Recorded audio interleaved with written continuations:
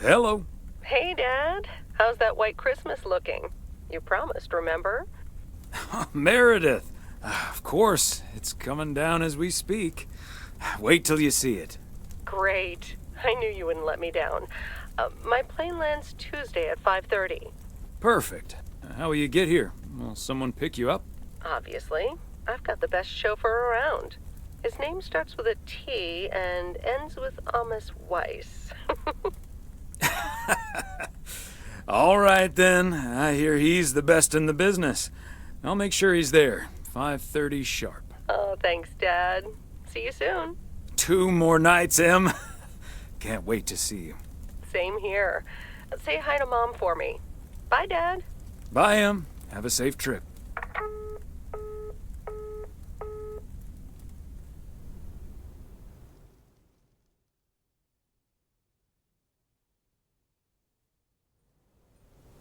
Good morning, Thomas.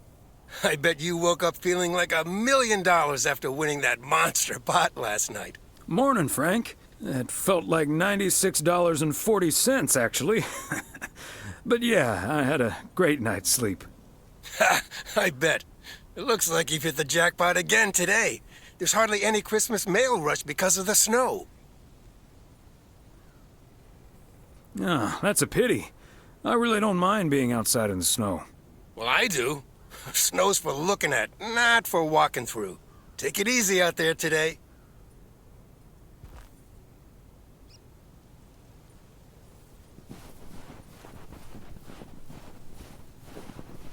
Providence Oaks, good morning. I guess I wasn't the only one that noticed all that white stuff lying around. I now have enough PO positive and pet peeves about snow to last me a lifetime. But don't let that stop you from calling in new ones. My answer machine can handle it. PO positive or pet peeves? We're starting off the week with a PO snow positive from Cheryl. Jack, we all love the beautiful snowy scenery. But there's one thing I like even better. The sounds. Or actually lack thereof. Fresh snow absorbs sounds and creates a tranquility that is just sublime. Believe it or not, Cheryl, even a loudmouth like me can appreciate a bit of silence every now and then. And, judging by the weather, we can enjoy it for a little while longer. Fancy handwriting on this one.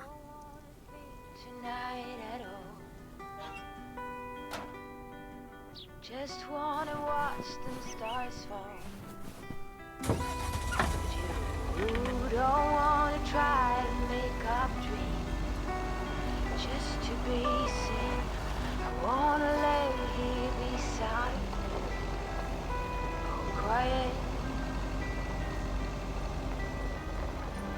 Fire breath and open sky. It's not what we know. It's where we go.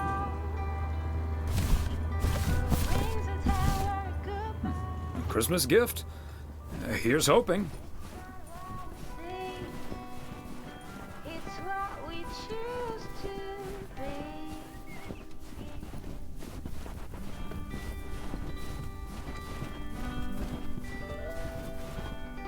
Hello, Angie. Long time no see. One package for you today. Thanks, Thomas. How's Emily? She's very busy. The motel's chronically understaffed. Ah, yes. This must be busy season at the motel. I do like it when out-of-towners come to visit our little hamlet, especially when they like movies. Apparently most of the rooms have been fitted with VCRs now. Should be good for business. So, what do we have here? Oh, right.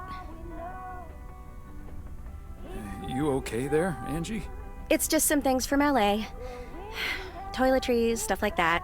I, recently ended my relationship. Angie, I'm so sorry. It's fine. It was my decision, and it was the right decision.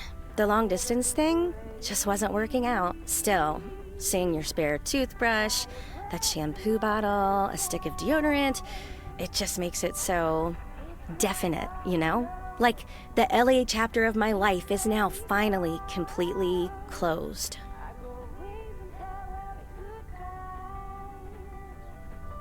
Breaking up right before Christmas Eve must be extra tough. Yeah, that does add to the melancholy. Timing isn't exactly my strong suit, I guess. Sounds like you're dealing with it like a champ, though. How did your ex take it? My ex-girlfriend, you mean? Yeah, she's handling it okay. Other than the passive-aggressive shipping of toiletries, I guess. Oh, did you not know?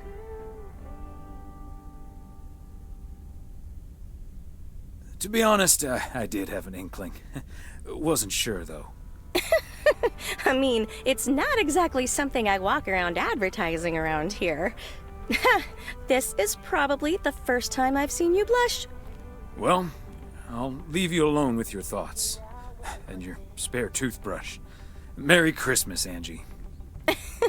Merry Christmas, Thomas. My toothbrush and I bid you adieu.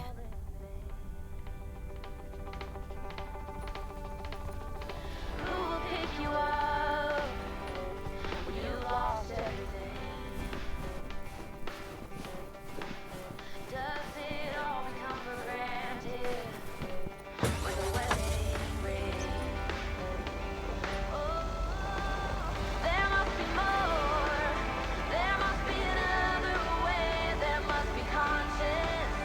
Different things in different ways. There must be love. There must be a reason, and a little bit of faith has got to come my way. Okay, let's get this to its destination.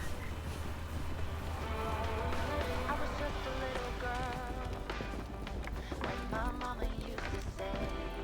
Hey, Beth. How are you on this fine day? Thomas, hi. Business as usual. Nah, I'm just joking. The situation is not that dire. Really? So no Mildred rummaging for discounts today? Well, I'll tell you, she was actually in here just now. I sold her a beautiful 1986 calendar that had kittens wearing mittens on the front. I kid you not. I wasn't even aware that was part of my inventory. Besides Mildred, there's been an odd customer or two today, and would you believe, one of them was even looking for a full set of encyclopedias. Never knew you had a clone walking around out there. Well, that certainly would be something, wouldn't it? There wouldn't be enough books to discuss or wine to consume. By the way, did you know that the world's largest encyclopedia was created in 15th century China and comprised about 11,000 books? Isn't that fascinating? Imagine having to load that into your car. I'm starting to relate. I'm still holding this delivery. Oh, I'm sorry. I didn't realize. Well, come here then. Put it on the counter. How's Emily coming along with Christmas dinner, by the way? I can imagine she's pretty excited about Meredith coming over. So let me know if she needs any more cookbooks. I've got this beauty from Good Housekeeping that's all the rage right now. I'll be sure to ask her. But you know how Emily gets in the kitchen. There'll be so much food, we'll be eating stuffing all week. I suppose you're right. But don't you worry, I'll leave the cookbook. I have a feeling St. Nicholas has other things in store for you this year. Ha Looking forward to it already. As well you should. And what does St. Nick have in store for you this year? Doing anything special? I'm flying out to Georgia tomorrow to spend Christmas with my Daniel and his wife for a few days. We're planning a Hawaii 5-0 marathon. It's my guilty pleasure, and luckily it's theirs too. Ah, Dano. Give him my best when you see him. And his wife, of course. I shall. Right. I better get back to it and get ready for the New Year's sale. I've been in a perpetual fight with my pricing gun lately, so I need all the time I can get. And good things come to those who wait. I'll bring over your presents later in the week. I hope you have a Merry Christmas Eve tomorrow, and give my love to Emily and Meredith. Will do. And season's greetings to you two.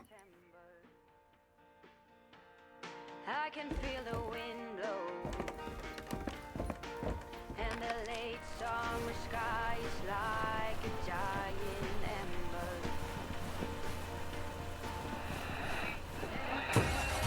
It's turning into gold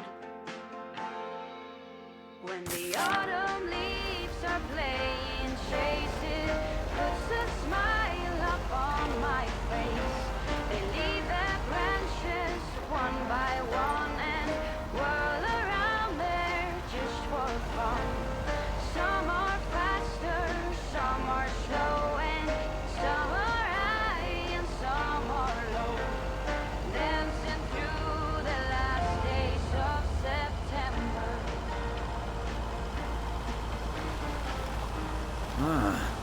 Mighty Ambrose River. All frozen over. Since I was a little child, every year for as long as I remember, all the leaves were Walnut Drive is where Meredith's school friend Jessie used to live. I remember once Meredith came home from school after learning about walnuts. turn the world around us into gold.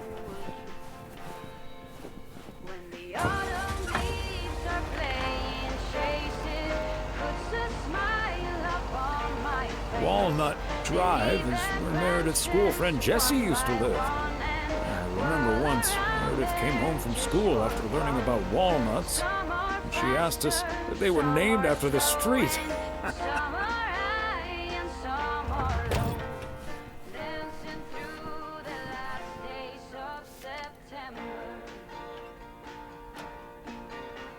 I wonder where they're going. The flight of swallows sailing through the sky. There's no way of knowing, but maybe someplace far from you and I. When the autumn leaves are playing chases, puts a smile up on my face. They leave their branches one by one and whirl around there just for fun. Some are faster, some are slow, and some are high and some are low. Dancing through the last days of September. Hi, Ben. Got a pretty hefty package here for you. Thanks, Thomas. I've been waiting for that one. Hi, Mr. W. Please, please, please tell me the mail truck needs a tune-up. Hey, Lori. I didn't know you'd already begun working here. Weren't you supposed to start in January? Yeah, she pestered me into allowing her to start a week early. Already put snow tires on half the town's vehicles. At this rate, I can retire before the end of next summer. But this truck's fine, Lori. I gave it a checkup for Frank less than 10 days ago. Ah, are you sure there's nothing I can improve on the old, what do you call this thing again?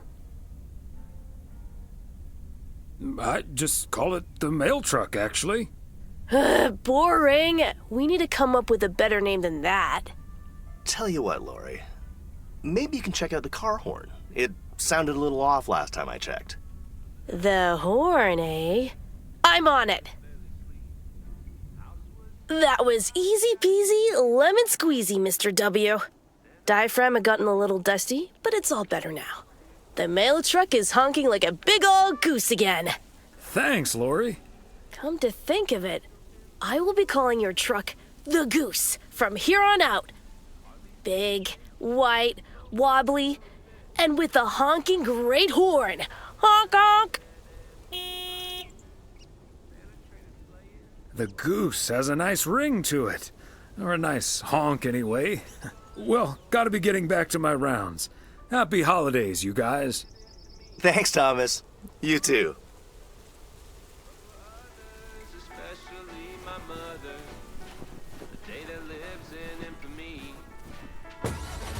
Swear I'm not a liar, but Daddy lit the Christmas tree on fire.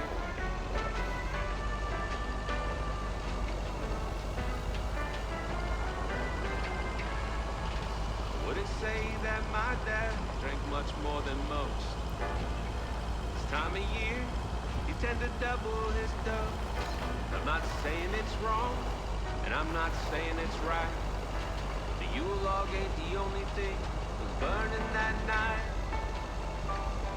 Oh, it's a funny story. At least it is to me. But for others, especially my mother, day that lives in infamy. Swear I'm not a liar. Daddy lit the Christmas tree on fire.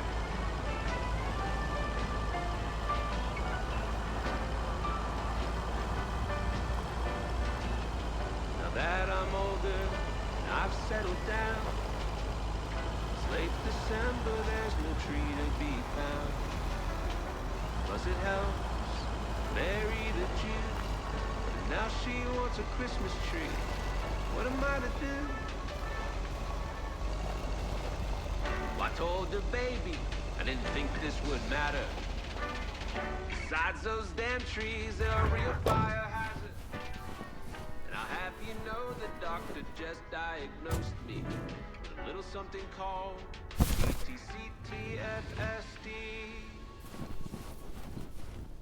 That's post-traumatic Christmas tree fire stress disorder. It's a real thing. You can look it up. Hi there, Mr. Mailman. Got anything for me today? I have one special delivery for you, ma'am. And we can have a little chat if you'd like. Ooh, a little chat. I'm afraid I'm a bit too busy for that, sir.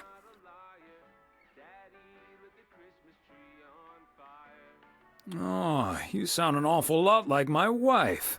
I hardly see her these days. Oh, what a shame. Well, you must have a lovely wife.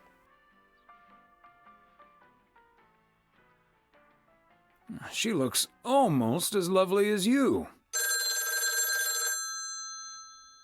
Oh, I better get this, honey. I'll see you tonight. Oregon Trail Motel. How may I help you?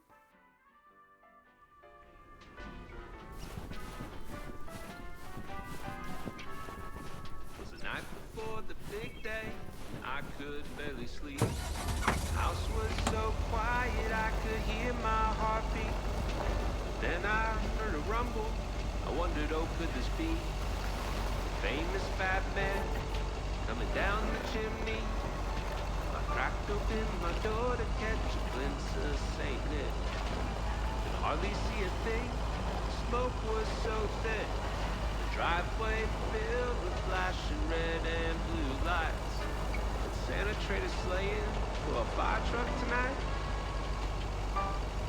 Oh, it's a funny story.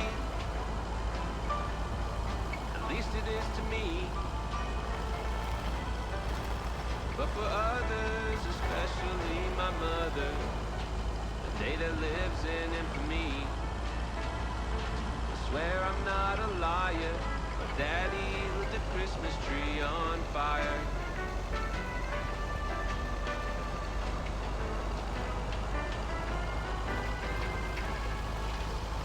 Say that my dad drank much more than most. This time of year, he tend to double his dose. I'm not saying it's wrong, and I'm not saying it's right. The Yule log ain't the only thing was burning that night. Oh, it's a funny story. At least it is to me. But for others, especially my mother, day that lives in infamy. Swear I'm not a liar. Daddy lit the Christmas tree on fire.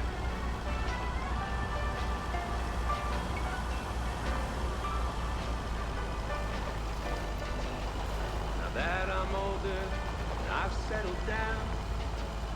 It's late December, there's no tree to be found. Plus it helps, married a Jew. And now she wants a Christmas tree. What am I to do? I told the baby I didn't think this would matter. Besides those damn trees.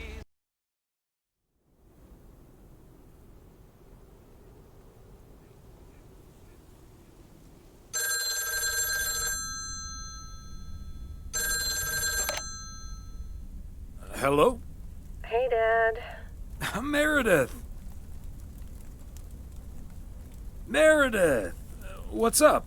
No bad news, I hope. Meredith? Dad, I'm so sorry, but I won't be able to make it tomorrow. What's wrong? What happened? Are you okay? I'm fine, Dad, don't worry, but I'm snowed under with work.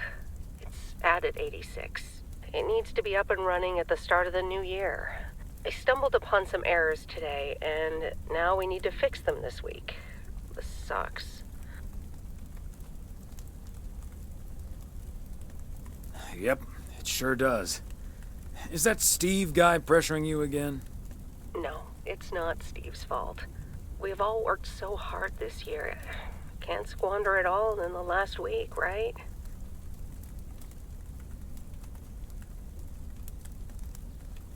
I hate to say it, but that sounds exactly like what you said last year. Have you told your mom yet? Yeah, I just called her at the motel. Oh, someone's calling. Must be your mom. Okay, well, that's my cue. Gotta get back to it. I'll call again soon, Dad. Love you. Hey, is that you?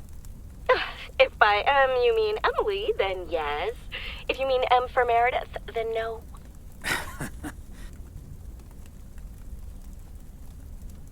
I just got off the phone with my other M, so I was pretty sure it was you. Oh, Thomas, don't joke around as if nothing's wrong.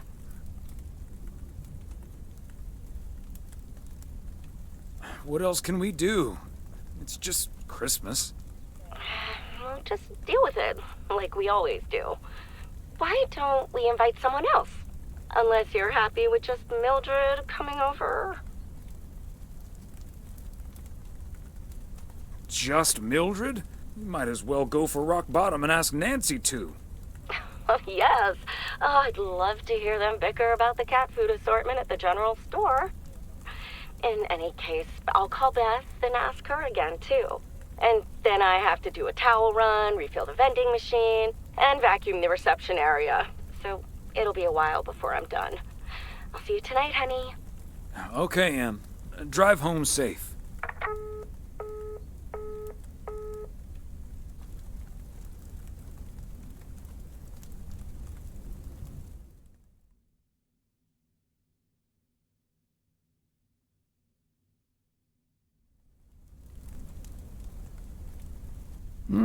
Major League Baseball umpires are required to wear black underwear while on the job, in case they split their pants. Golf is the only sport to have been played on the moon. On February 6th, 1971, Alan Shepard hit a golf ball on the moon. Because of the low gravity, it may have traveled more than a mile.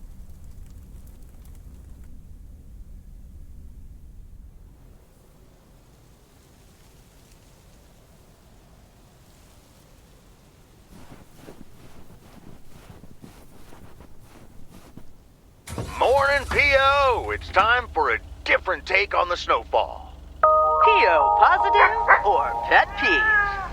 Take it away, Charles. Jack, I'd like to respond what Cheryl said about the snow yesterday. Sure, it makes everything nice and quiet, but we can't forget the sweet sound of crunching snow beneath our boots. Thank you very much. Sure we can, Charles. And that's the last one about snow for now.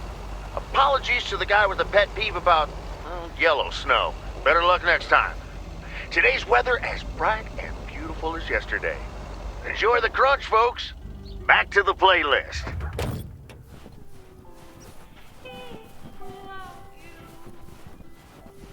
Another satisfied customer.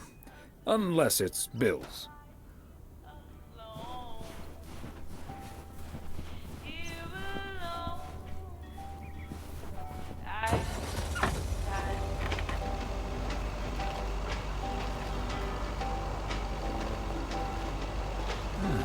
Is that much Christmas lighting really necessary?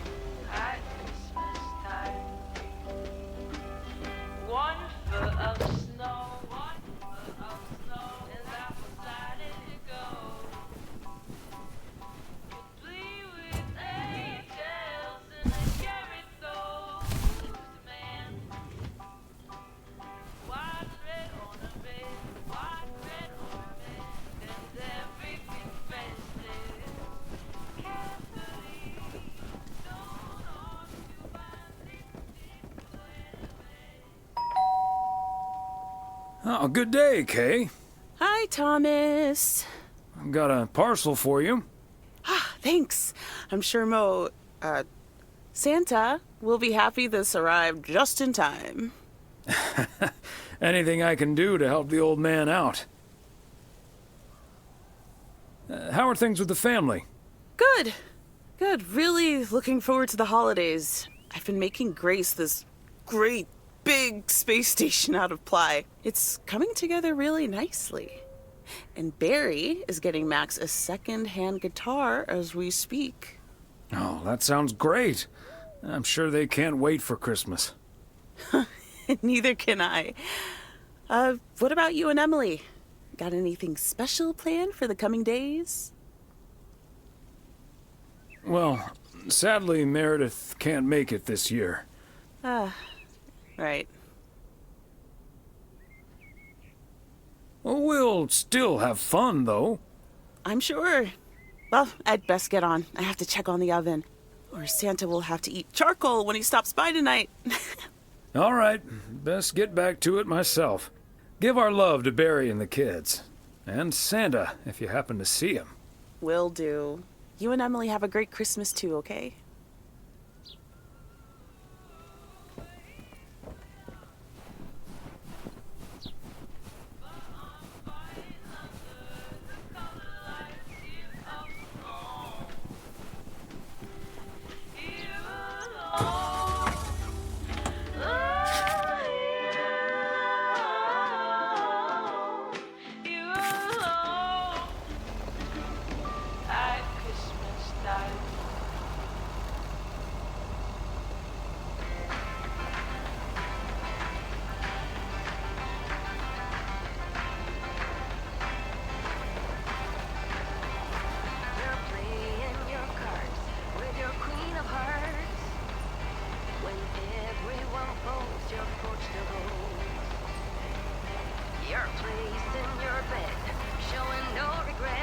Heron Circle. Feels like I'm going round in circles sometimes. You got me tiptoeing around you like you made of glass. Got an invisible fence letting everyone know not to trespass. But you thought it'd break down to There we go. when I use my witchcraft. You're playing it cool, bending all the rules. Talking way too loud, and you're talking. You're playing a game, driving me insane. Your heart is you got me tiptoeing around you like you made of glass.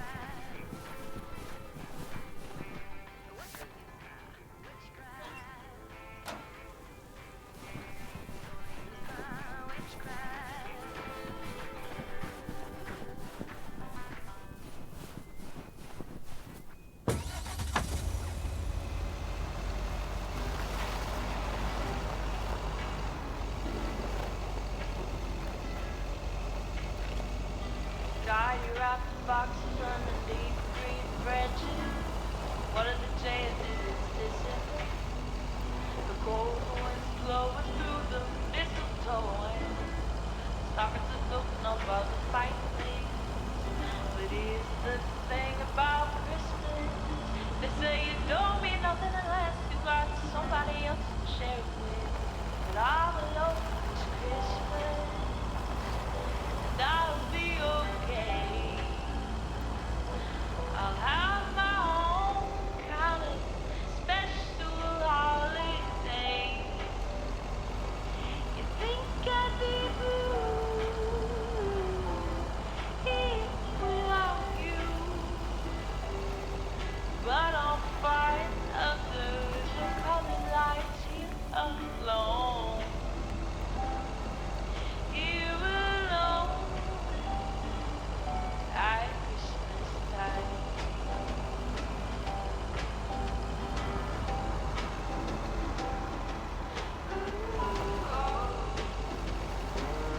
At Christmas time.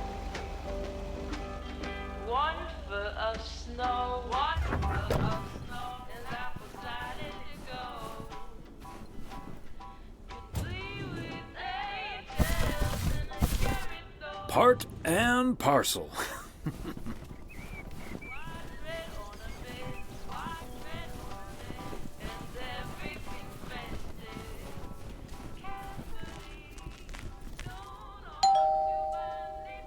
Wow, a visit from the Poker King. I humbly thank you for the honor.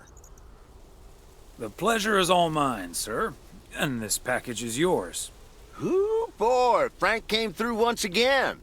A package from Frank, huh? I don't want to know what's in it. A nice attempt at reverse psychology, but I'm not gonna tell you. But what I will tell you, I'm kicking off the new year with a bang. I better put this somewhere dry. And then it's back to reading Doyle Brunson's Super System.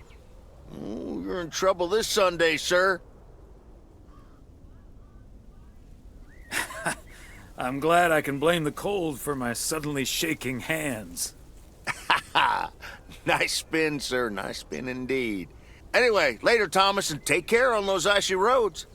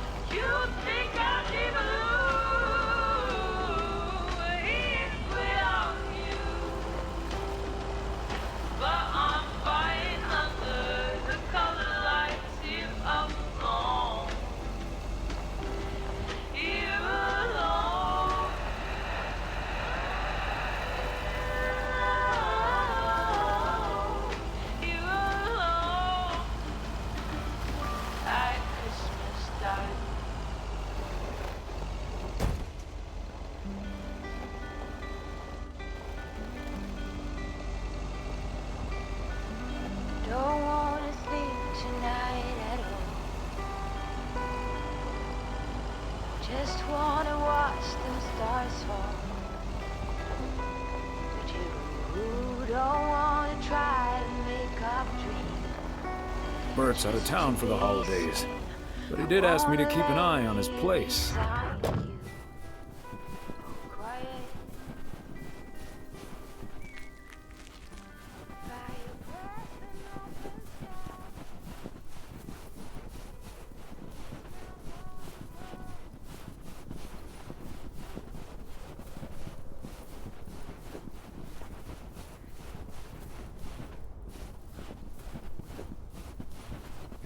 Fancy handwriting on this one.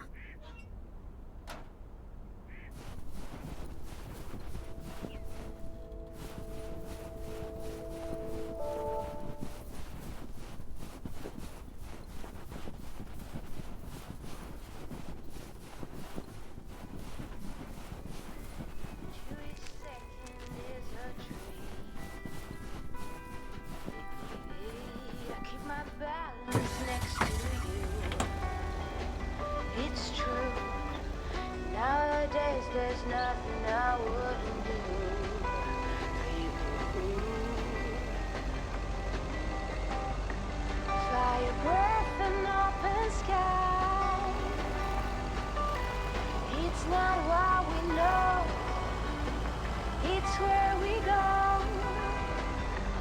I grow wings and tell us goodbye.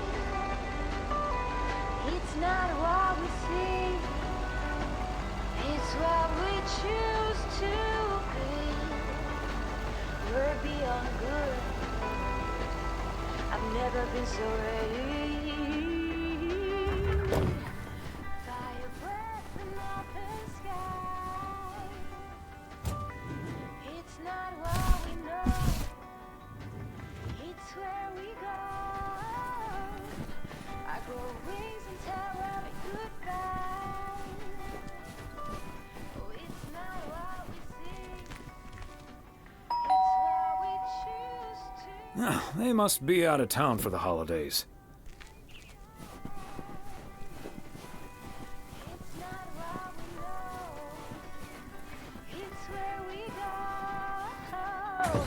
I grow wings and tell every goodbye. It's not what we see, it's what we choose to be.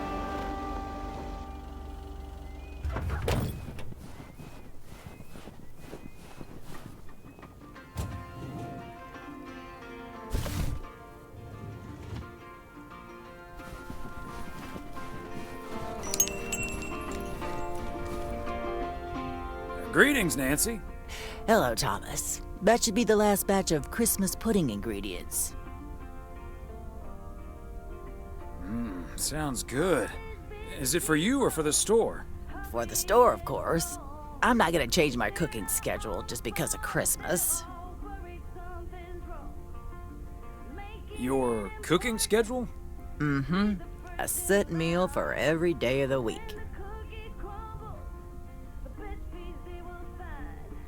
Can I ask what your cooking schedule looks like? Sure. Monday's mac and cheese, chili on Tuesday, meatloaf Wednesday, cheeseburger Thursday, fish Fridays, Saturday steak and mash, and it's corn on the cob Sundays.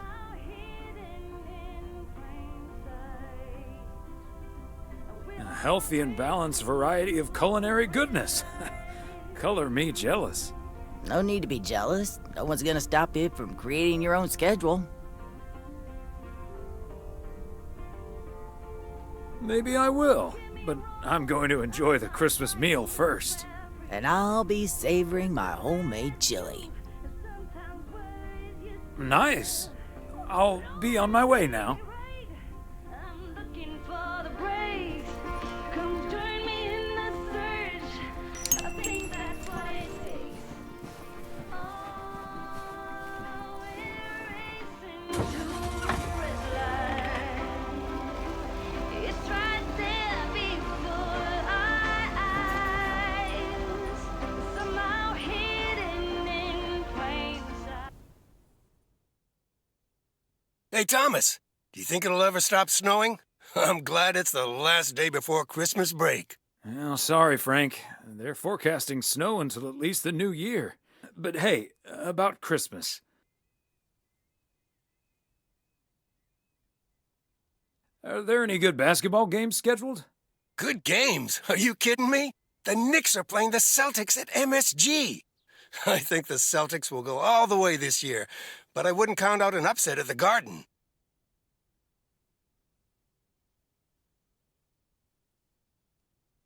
I'm not gonna give you betting advice, Frank. I'm gonna have to sleep on it, but you know I can't pass up a juicy bet. Hey, Thomas, before you go home, I need a favor. Can you help me with that guy over there? He said he's looking for a job, but I really gotta run now. Try to find out what he's made of, okay? Good luck.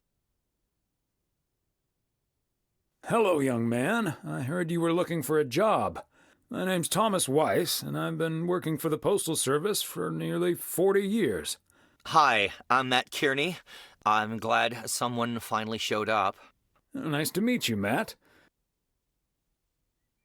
Could you tell me a little bit about yourself?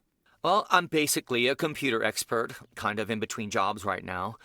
I've been programming since I was 11 years old. I'm looking to start my own software company.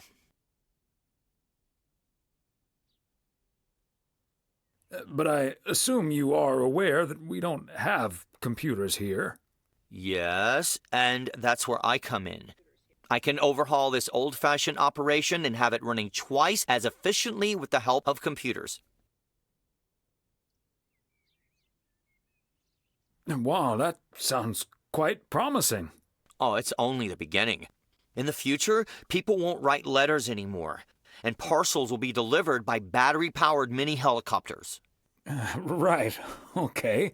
But let's focus a bit more on the here and now.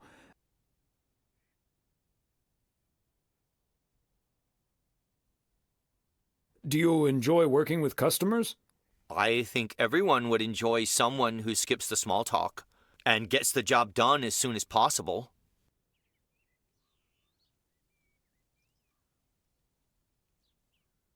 Well, that may be, but my question was if you enjoy working with customers. Sure. I love people. I love helping people. Could we wrap this up now, please? I don't think working here requires an extensive interview process.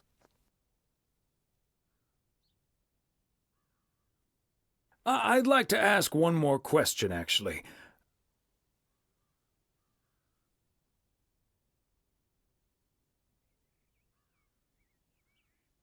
What salary are you looking for? I know I can't ask for a salary in the computer expert range, but I would expect a salary that reflects a senior position. Thanks for applying. We'll be in touch. Okay, but please be aware that I've also received other offers. Bye.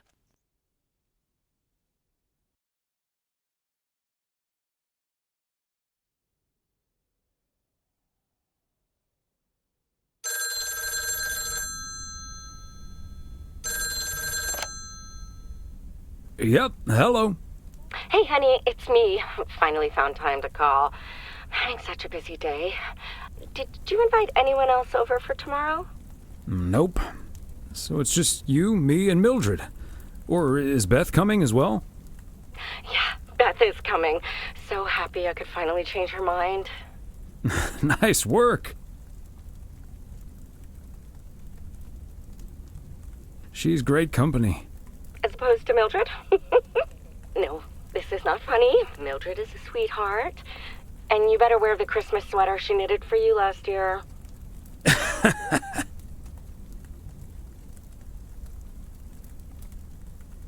I love Christmas sweaters, so don't worry about it. Great. So I won't be the only one looking stupid. Oh, by the way, I've got great news. We finally found someone to take some shifts off my hands. That's fantastic. No more 60-hour work weeks. Do you know who it is? I wasn't at the interview, but I was introduced to him after he was hired. Did he wear glasses? Yes, he did. Was he wearing a turtleneck sweater? Yeah. Are we playing Guess Who? His name is Matt. Matt Kearney. He said he's going to completely overhaul our computer system. That's the guy I interviewed this afternoon. Really? Did you like him?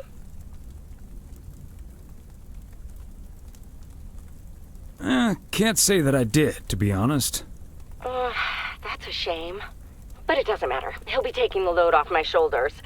And I won't be working alongside him anyway. You'll probably see him more often than I will. And there I was thinking I dodged a bullet. We'll see how it all pans out. Oh, gotta go now. Bye, hun.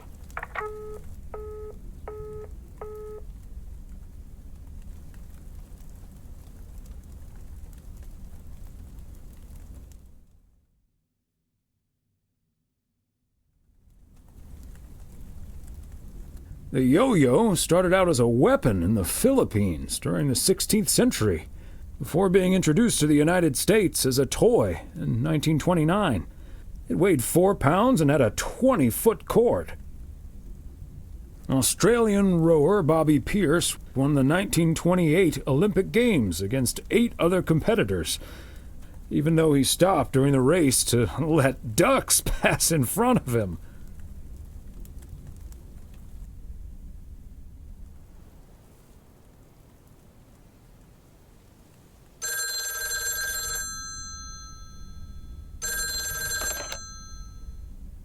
Weiss residence, good morning. Hey, Dad. It's me. Hey there, Em. Meredith Christmas. I was hoping to hear one of your special holiday puns. Merry Christmas to you, too. I wish I was in PO right now. That makes 2 of us. And probably 3, but Mom's at the motel. Guess I'm not the only one working today, then. Fine mess I got myself into, huh? Do you want my 2 cents, or shall I just listen? I reckon I already know what you're thinking, and you're probably right. I'll be okay, Dad. Work's progressing nicely, actually. And Tess is coming over later. She's also stuck here. We're going to try to cook up some semblance of a Christmas meal. Oh, that's good to hear, Em. But I'm glad the other Em will be in charge of my Christmas dinner. Can't disagree there. Her lemon mashed potatoes alone blows all my cooking out of the water. Oh, that reminds me, I need to try to pry that secret recipe out of her. I'm gonna call her at the motel right now. Thanks for talking, Dad. And Meredith Christmas. Missile Thomas wishes you the same. Oh, I did not hear that. Love you.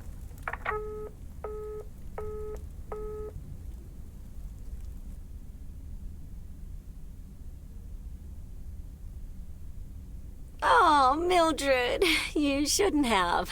We already have the most beautiful pair of Christmas sweaters in the world. And now we have 2 sweaters each. You must have put so much work into them. Oh, please, don't mention it, dearie. Knitting sweaters can be quite straining. But knowing how happy they make you always makes up for it. Well, we're so grateful. Right, Thomas? They're beautiful. Thank you so much, Mildred. I especially like that our sweaters have the same pattern, so I don't have to look in the mirror to admire it. Oh, Thomas, that makes me so happy to hear. I can't wait to start working on next year's designs. I've also made sweaters for Frank and Jack and Robert and Bert, but they all said that wool gives them an allergic reaction. Isn't that a coincidence? Beth, I hope you aren't allergic to wool. You're not going to believe the coincidence, Mildred, but yes, I actually am. And it's such a shame. If only I, too, could celebrate Christmas wearing one of those beautiful sweaters.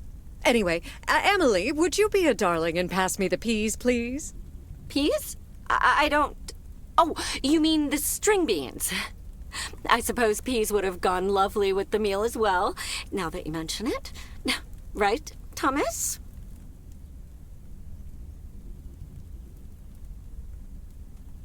Peas, beans, it's all green to me. Oh, yes, of course. I meant the string beans. Of course, silly me. But let me get on with it. It's time for my presents now. And you may have already guessed that they're books. Mildred, why don't you open yours first? Well, I'm not really one for presents, but I appreciate the gesture. Let's see now. The Cat's Pajamas. I've never heard of it, but it has a nice title, I suppose. It's an encyclopedia about cats. A Whiskerpedia, if you will. Someone drew my attention to it, and I immediately thought of you. Oh, well, isn't that lovely? Such a heartfelt gift. Isn't it, Thomas? That it is, Emily. That it is. It is a nice gift, Beth. Thank you. It was my pleasure, Mildred. And now for Emily's gift. Oh, why, thank you, Beth. I do always appreciate your taste in books, so I'm looking forward to The Countess and the Carpenter. Would you look at that? Is this a romance novel? I've never really read one of those. Right in one guess, Emily. I hear the writer Summer's here, so this book is locally sourced, so to speak. And, dare I say it, the prose is quite compelling in the romance department, if you catch my drift. I think I do. Beth, you are something else. Thank you. This will certainly get a nice spot on our bookcase.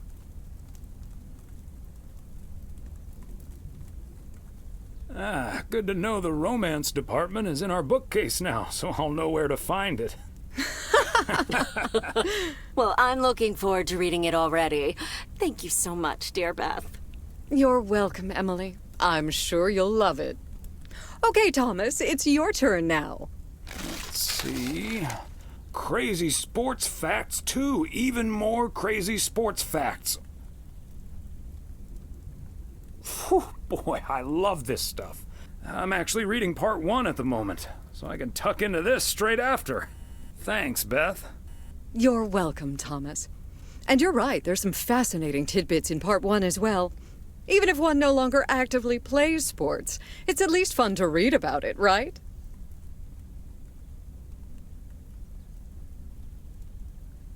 I've never really been into sports that much, to be honest. Well, there's no shame in admitting that you're not getting any younger, Thomas. In fact, none of us are exactly spring chickens anymore. Things like your arthritis can't magically be wished away by positive thinking. Who's up for some blueberry pie? Speaking of blueberries, my bridge partner Edna's niece discovered this mole last week. Hold that thought, Mildred. I really need to take this. Hello? Hi there. Could you put me through to Meredith Weiss, please? Excuse me. Who is this? Oh, it's Steve. Steve Mitchell from work. Is Meredith there? Do you understand that people are celebrating Christmas right now? Wait, what? Christmas? Oh my gosh. I'm sorry to bother you. Is it Christmas already? Gosh, I totally missed that. I've been pulling a couple of all-nighters. I'm gonna splash some water on my face. Sorry again, Mr. Weiss. Enjoy your evening. Bye. Merry Christmas. Everything okay, honey? That silly boss from Meredith's work called for some reason or other.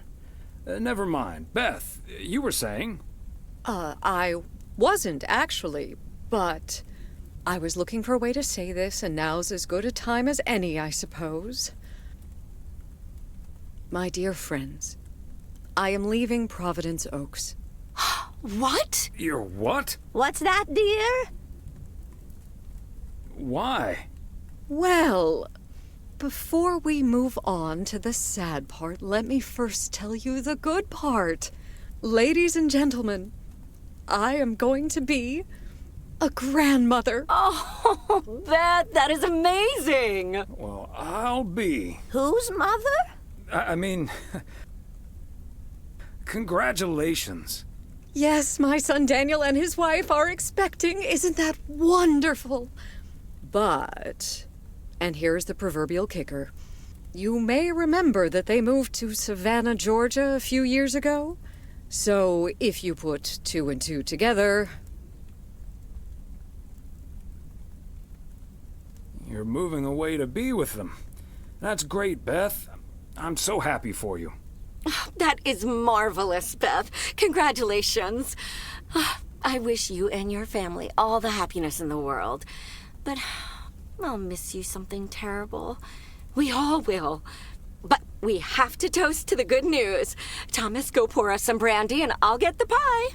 Oh, Thomas, would you have any antacid? That eggnog is starting to stir up something indiscreet. On it. Now, let's celebrate this wonderful evening, ladies. Here's to a lovely old Christmas spent with good friends. Hear, hear. Hear, hear.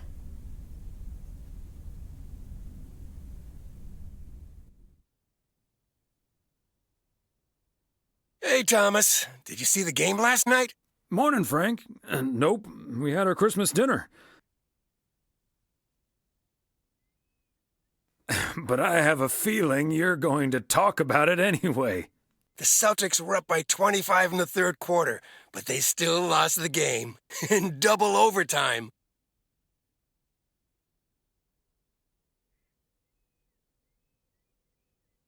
I still like Christmas dinners better, Frank. Ha! Fair enough, Thomas. Have a good one today.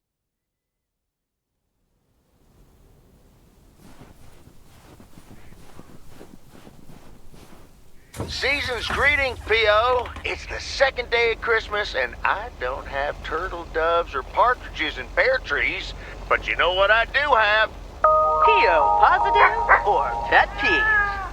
Season's greetings to you too, Jack. It's, Angela here.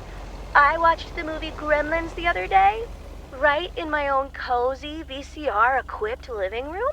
And I just want to say that it was a lovely and inexpensive way to have a great time. Thanks for the tip, Angela. I'm going to assume that wasn't a surreptitious advertising for the Flick Shack. And I'm also going to assume my next rental there will be free of charge. Hey! Okay, on to the weather. It looks like we'll have lots of snow today.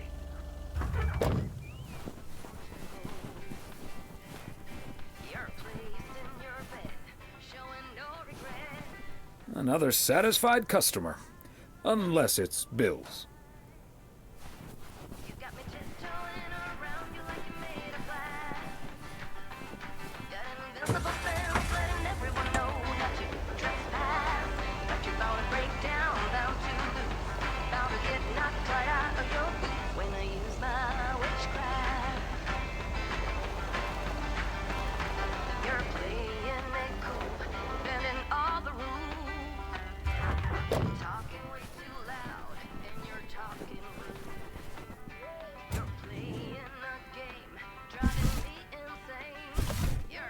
A belated Christmas gift? Maybe.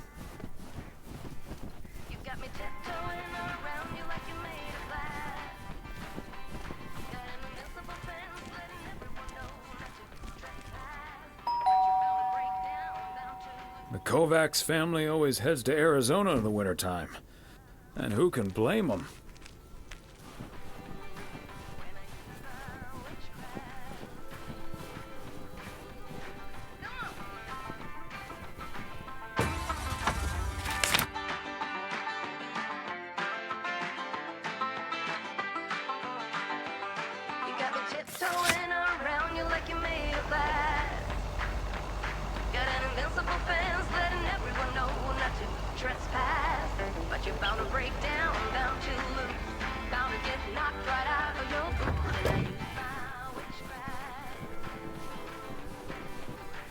There we go.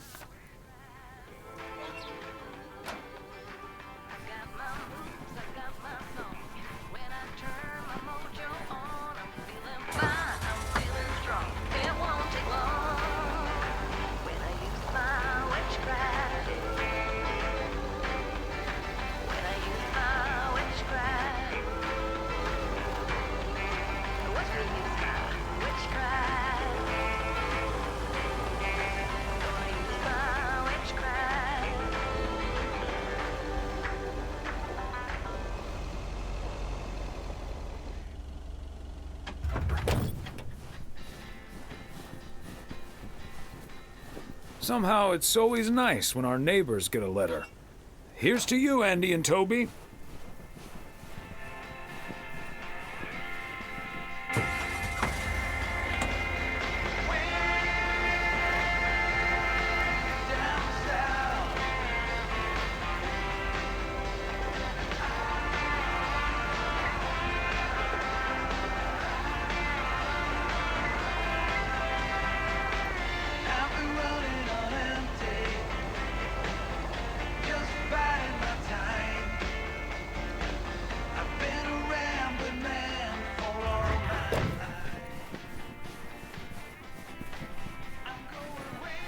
Fancy handwriting on this one.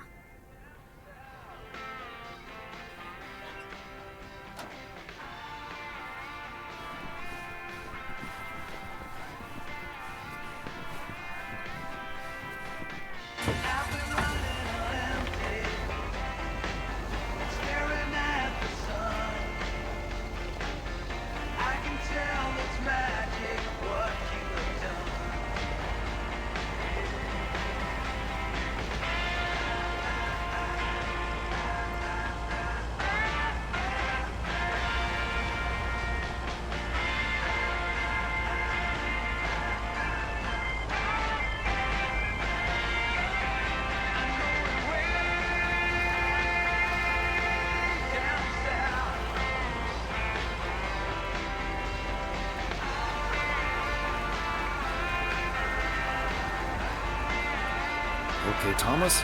Just keep the wheels steady and trust the snow chains on the tires.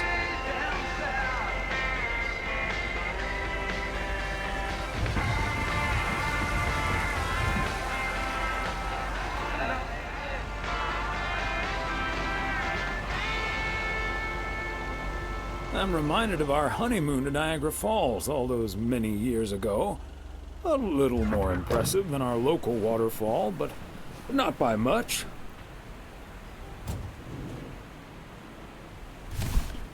Okay, let's get this to its destination.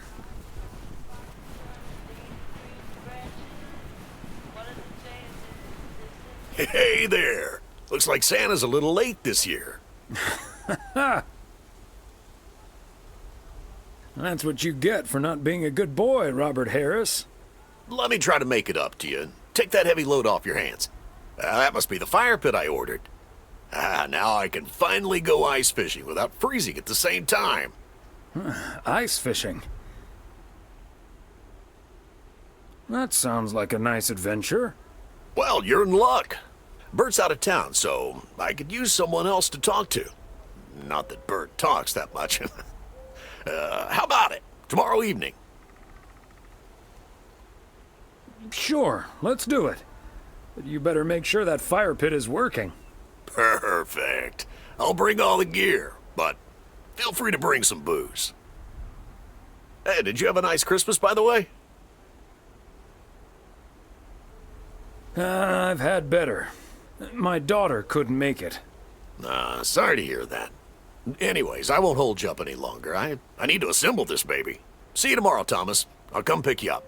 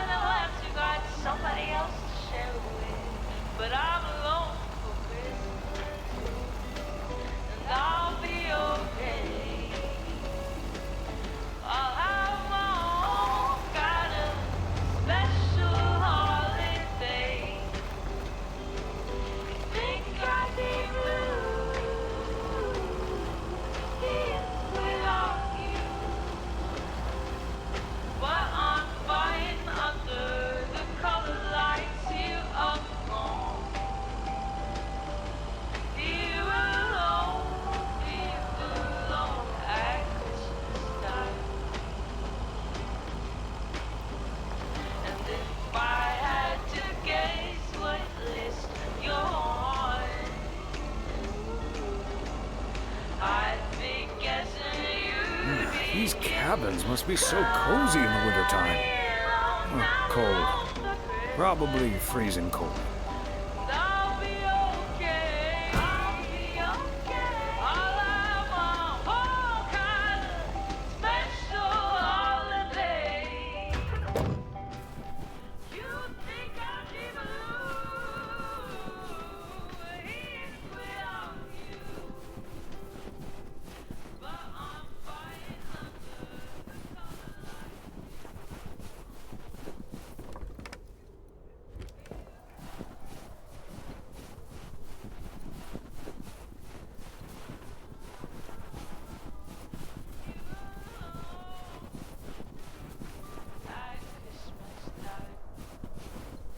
Another satisfied customer. Unless it's Bill's.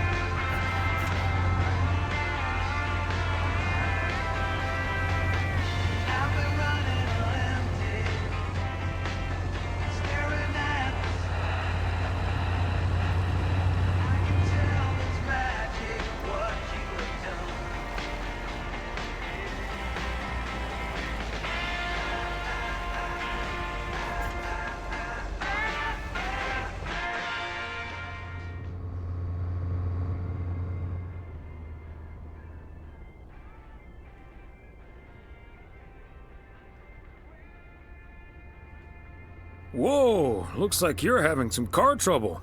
Yeah, just a second, my good man. Gabriel, can you figure out what's wrong with this blasted vehicle? Give me some good news here. I mean, I'm not really a car mechanic, Mr. Price, but I know the smoke isn't a good sign. No duh, Einstein. Say, hey, Mr. Mailman, what's your story?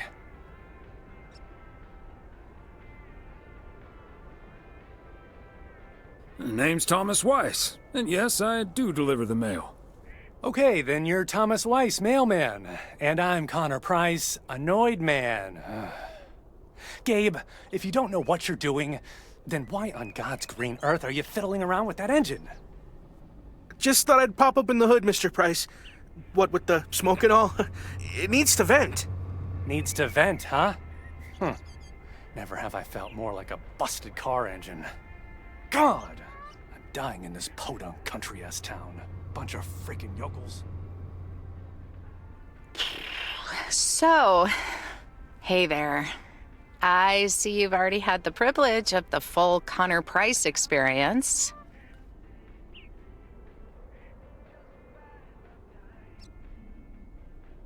Quite the experience it was.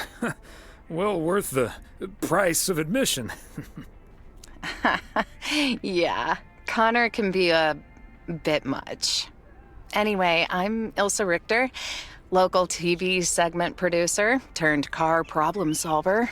And that sporting young man over there is Gabriel Serrano, local TV sound guy turned amateur mechanic. Emphasis on amateur. Hey, I never claimed to know anything about cars. Just because I used to be a studio tech, Mr. Price put me on engine duty. Anyway, nice to meet you, sir. Nice to meet you. I'm Thomas Weiss. Local mail carrier turned local TV reporter's punching bag? Well, what I came to tell that local TV reporter turned mailbag puncher, I called a garage a couple miles down the road. They're on their way right now. That's great, Ilsa. You're an even better car problem solver than you are a segment producer. Flattery will get you everywhere, Gabe. That must be Ben Young.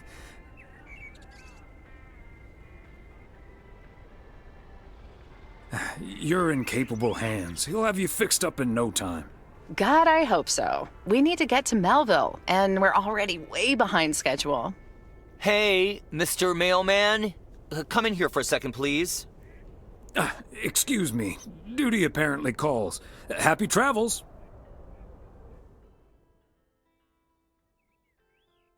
This is your alternative to working at the post office? Uh-huh. Hey, I'm new here. All of a sudden, I have to check in 3 people at once who want their own rooms. Separate but close to one another, all equipped with TV VCRs. And, well, long story short, I need to reach Emily Weiss, stat. I'm guessing the local post guy would know where to reach her.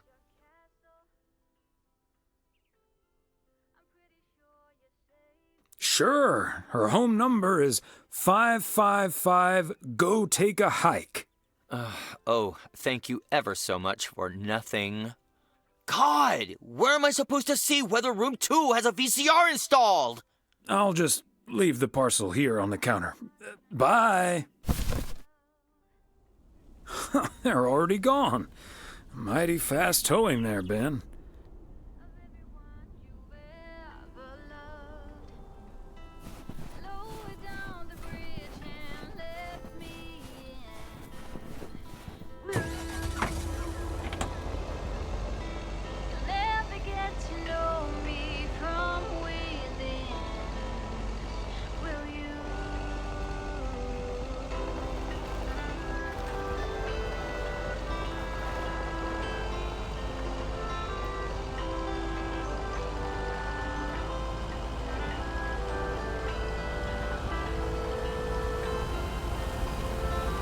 Span her down, or, as Frank says it, a span her dam.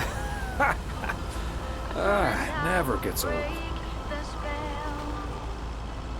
You don't need that armor, even though you wear it well.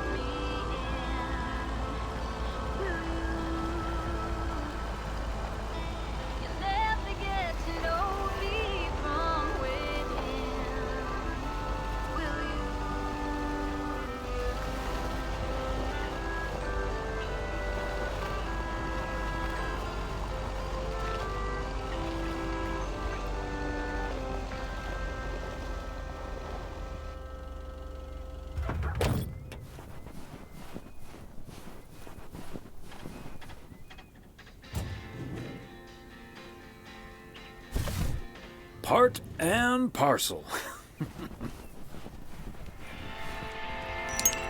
Yes, I understand, but Maureen said... Does it really matter what Maureen said? I can't help that her orders have been delayed because of the snow. She should have just ordered sooner.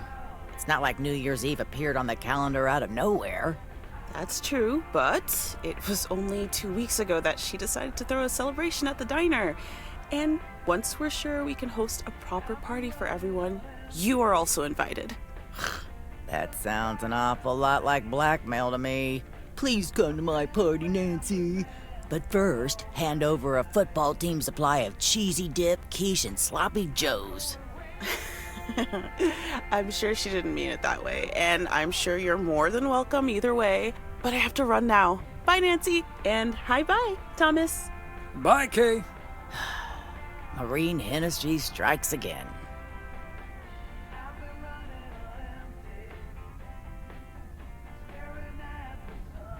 P.O. would be a boring place without her. Boring? Drama-free might be the word you're looking for.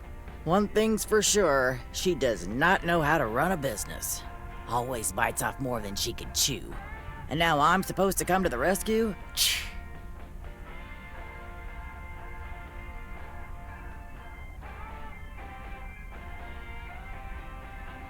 Isn't this a great opportunity to generate some extra revenue? With the ridiculous discount she's demanding, it's mostly nothing but a great opportunity for a lot of extra work. Anyway, is that parcel for me? You can just put it on the counter.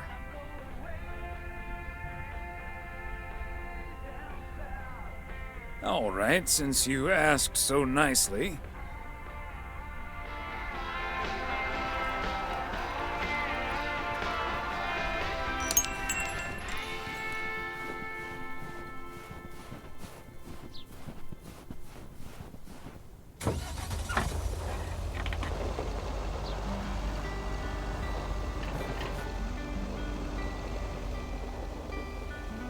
Don't wanna sleep.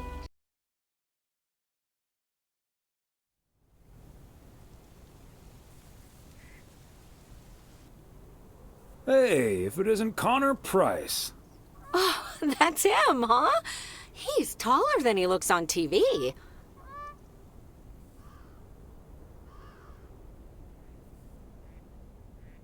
I was hoping you'd be spared the Connor Price experience. Suffice it to say, he was not friendly. Wow, sounds like a real jerk.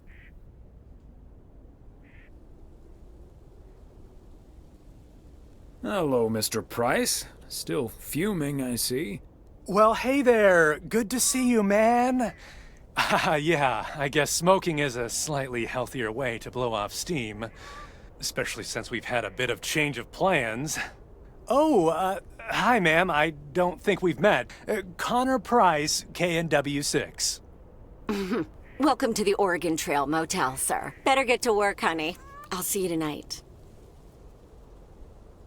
Okay, what's up with her? Christmas hangover?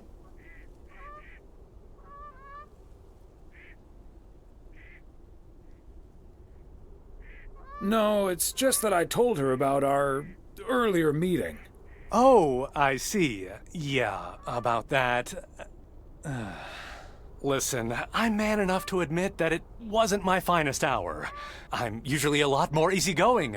In fact, the Willamette Week once called me one of the most likable faces in local broadcasting.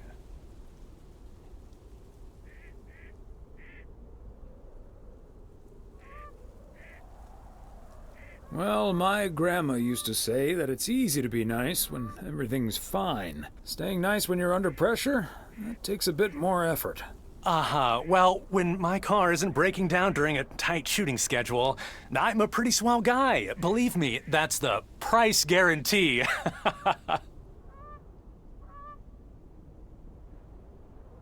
So, you're obviously not in Melville. No, that's the change of plans I was referring to. Turns out we need some parts that the garage doesn't have in stock, so Young's having them shipped over ASAP. But in the meantime, we've decided to stay right here in lovely, picturesque, whatchamacallit, USA. It's Providence Oaks, P.O. for short. Yeah, well, to be honest, all these little villages look pretty much the same to me anyway. See, we're supposed to be shooting some remotes on local end-of-year festivities and such. A grand kickoff to our special series on small-town American life. And it doesn't really make much of a difference if we start here or in freaking Melville. Except, of course, that Providence Oaks is way nicer than frickin' Melville. I was gonna say, this town has warmth. I like warmth. And so do our viewers, I'm betting. So get ready for your town to be featured in part 1 of The Oregon Trail. Title pending. Might be a little too on the nose.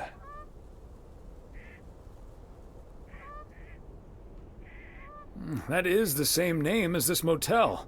So I guess it isn't particularly original. My wife works here as a receptionist, but she's not the one who named it. See, this is what I'm talking about. Real conversations with real Americans, right? But as fun as this is, I should be turning in. The 3 of us each got our own quaint little room. Mine's non-smoking, unfortunately. Still beats Gabriel's. His doesn't even have a TV. Can you believe it? Oh, the irony. Anyway, great banter. See you around, my main mailman. Bye.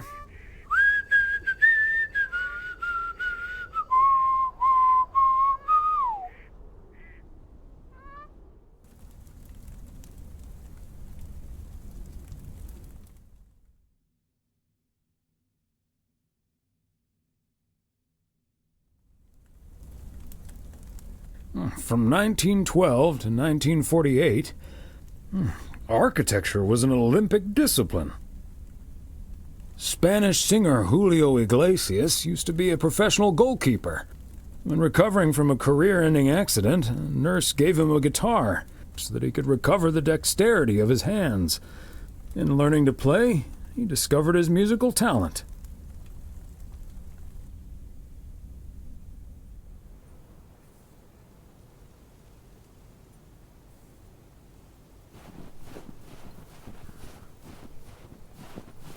What a gloriously fine Friday it is out there, y'all. Want to hear a P.O. positive? You've tuned into the right frequency. P.O. positive or pet peeves? Let's hear one from Mildred Meow Jenkins. Hi, Jack. I would like to thank our own Robert Harris for all the snow he shoveled from my driveway this week.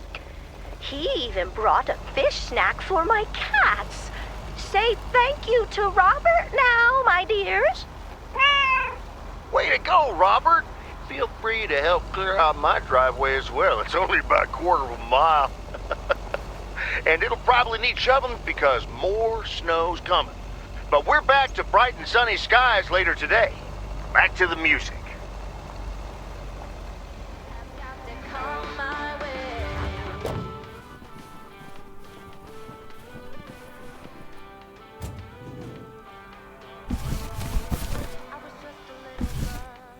A belated Christmas gift? Maybe.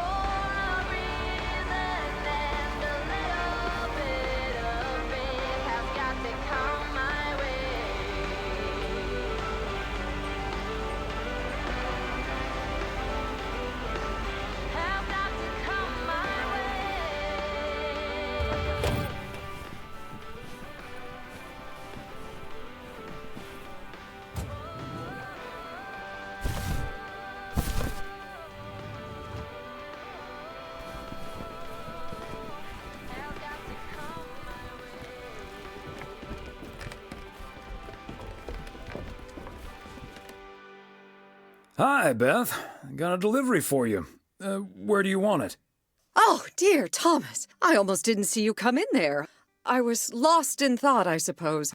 Please just put it on the counter, if you will. Thank you. And thank you again for a lovely Christmas dinner. I had a marvelous time with you all. We loved having you over, Beth, as always. Emily and I had a great time.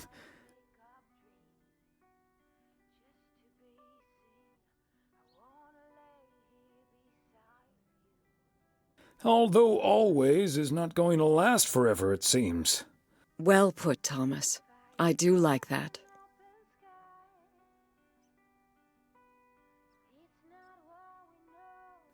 It was a bit unexpected, but I can understand why the grass is greener in the south for you right now. My reason for leaving is wonderful, for sure. I can only count myself fortunate. And I wouldn't miss a thing now that the little one is on the way. Oh, but I will miss you two. As Helen Keller once wrote, so long as the memory of certain beloved friends lives in my heart, I shall say that life is good. You're like a walking library, Beth. Always a fitting quote. So, haven't you ever thought of moving closer to Meredith over all these years? She is living quite a ways away, right? No. Even though I love my daughter like crazy, she never stops working.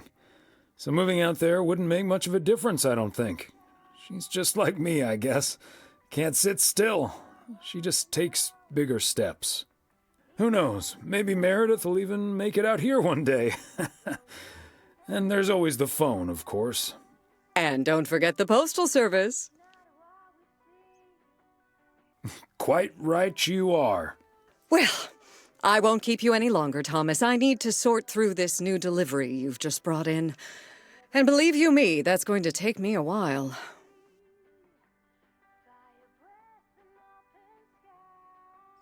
I understand. It's best to take your time with things like that. Exactly. Whether one likes it or not. Until next time, my friend. Up and at 'em. See you, Beth.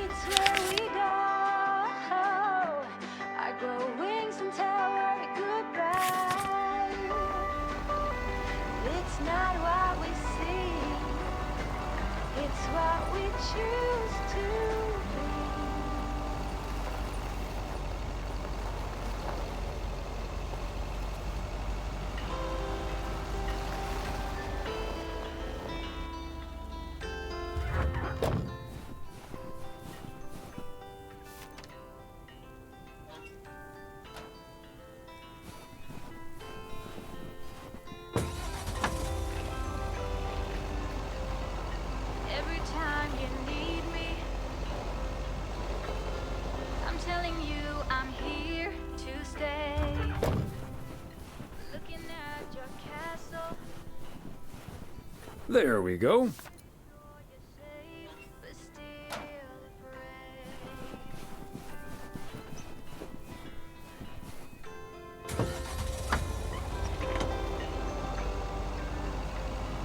I'm walking in your garden, knowing what you're dreaming of. Past the copper statues of everyone you've ever loved. Lower down the bridge and left me in. You'll never get to know me from within, will you?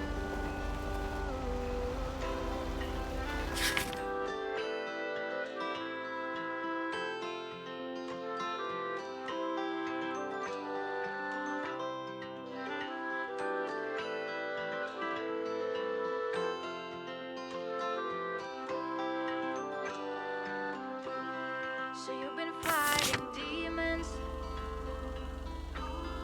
I promise I won't break the spell.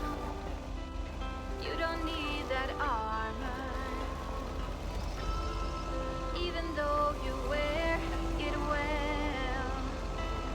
Lower down the bridge and let me in. Will you? You'll never get to know me from within. Will you?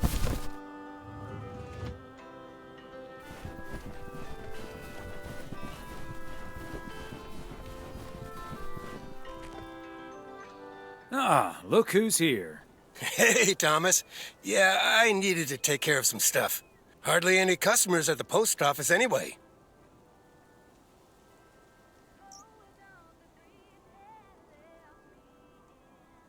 I don't know, Frank. What if there's someone who needs to send something urgent? If it's really urgent, I'll drive it over to the distribution center myself. They know they can count on me. If you say so, Frank. It's none of my business. That big sucker you're carrying is for me, huh? Right on time. It's all coming together. Hey, Thomas, you can keep a little secret, right?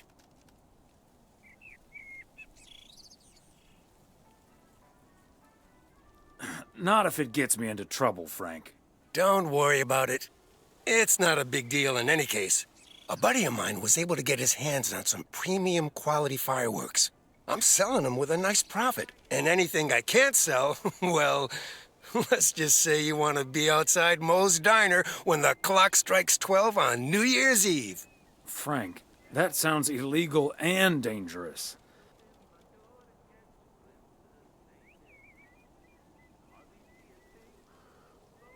I'm going to leave now and pretend we never had this conversation. Okay, Thomas, fair enough. See you at the office. And I hope you still enjoy the show. Oh, it's a funny story. At least it is to me. But for others, especially my mother, the day that lives in infamy. I swear I'm not a liar. My daddy lit the Christmas tree on fire.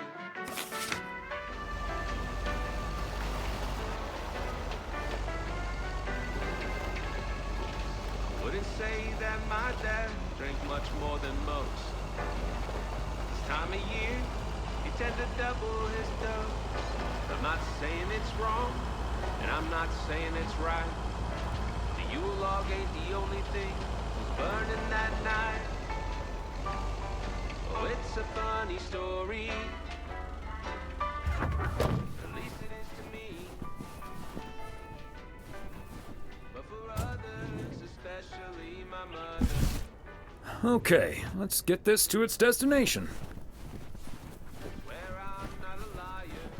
Daddy lit the Christmas tree on fire. Okay, so we still need to check Spanner Dam for the mood shots. According to this, it offers damn fine views. So. Hey, Mr. Mailman. Come on over. Talk to us for a sec. Gabe, we don't have time for idle chit-chat. He can help us out, Ilsa. No one knows the town like a mailman. Right, Mr. Weiss? Hey, Mr. Serrano, Miss Richter. Please, call us Gabe and Ilsa. He can call you Gabe and Ilsa. I prefer Miss Segment Producer Extraordinaire.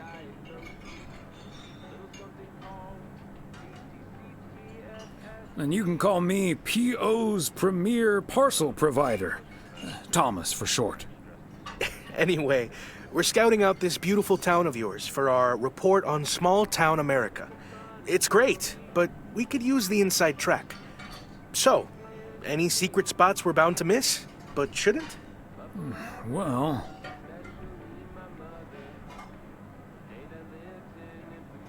the watchtower up at Eagle Peak.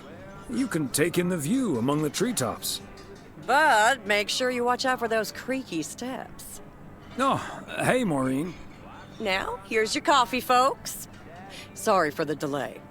Faucet's been acting up again, which should have been fixed yesterday. Oh, you want me to check on it, Miss Hennessy? Oh, now look at you, my knight in woolen armor. Would you, dear? I can take a look.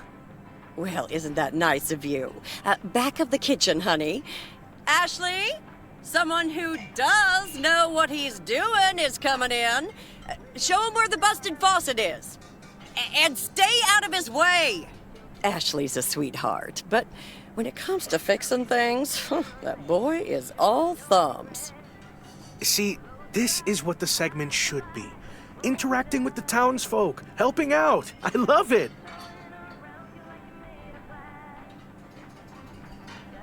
Oh, such a nice fellow. Yeah, you're in good hands, Maureen.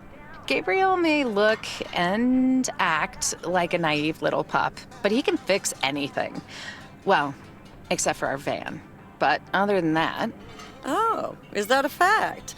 Well, in that case, I can think of a few more things he could fix around here, if you catch my drift.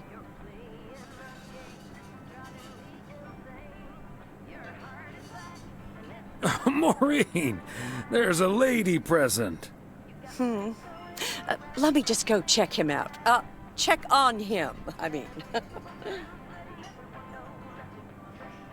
So, anyway.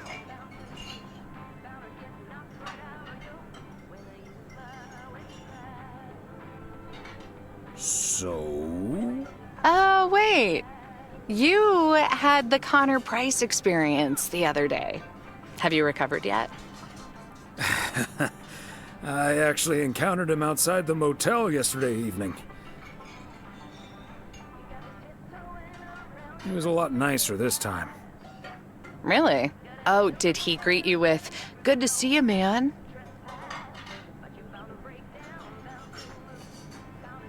Indeed, he was quite enthusiastic. That's his go-to when he's forgotten your name. It's "Good to see you, man" for guys and "Hey, lady" for gals. Really? Wouldn't worry about it, though. He called me Lisa for the better part of a year. Connor's a lot. But I guess after this week, I can update my resume with not just segment producer and car problem solver, but also Connor Price wrangler.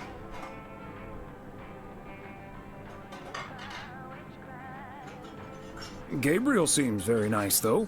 That should make things easier. Oh, yeah. He's a big old puppy dog. He's as uncomplicated as Connor is complicated, so that's a welcome antidote. Well, now, sounds like someone is getting a little warm under the collar for our Gabriel. Just between you and me, honey, I have a hunch that feeling is more than mutual.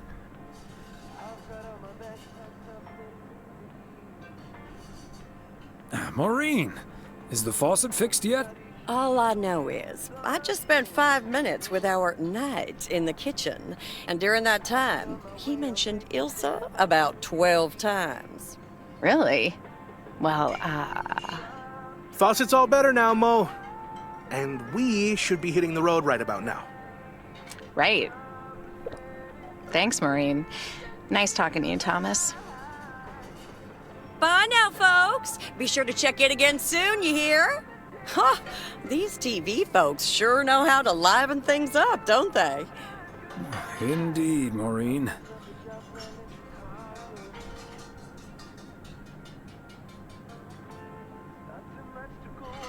You haven't even met the main event, Connor Price. Oh, that reminds me. You know about my little New Year's Eve shindig, right? I'm counting on you and Emily. We'll party like it's 1986. Because it will be.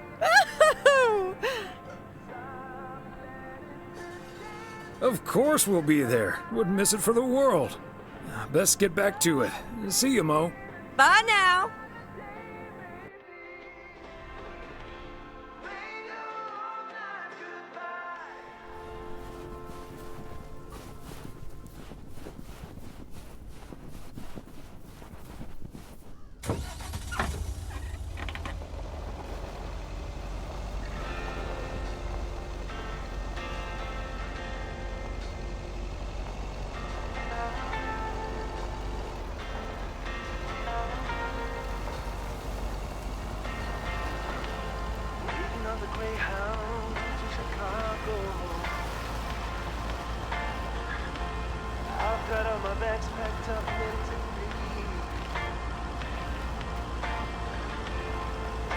Everybody here's waiting for something.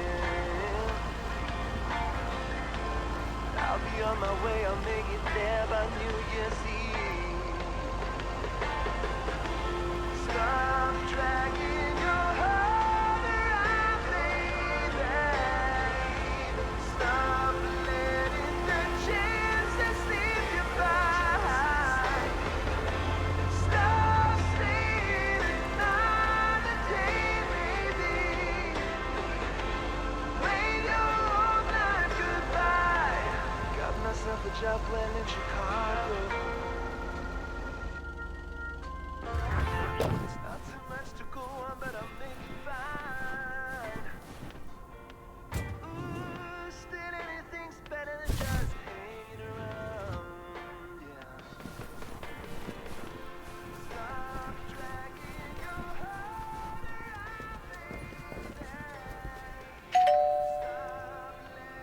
around, Nobody's home.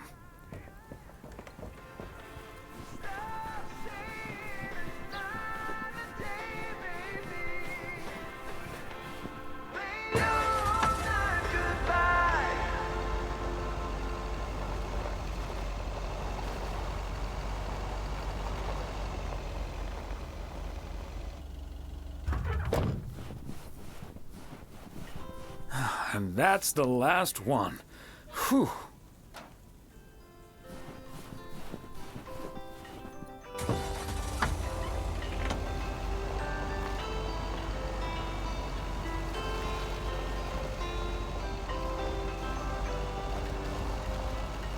Every time you need me,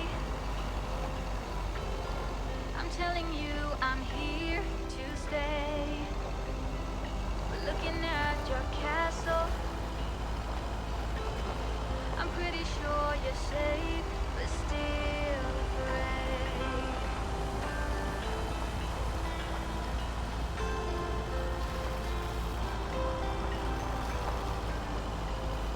I'm walking in your garden,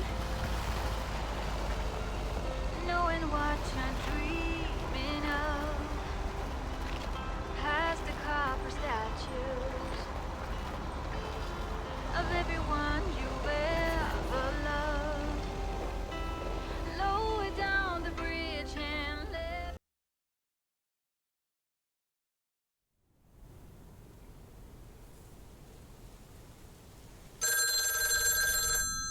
I'll get it. Hello?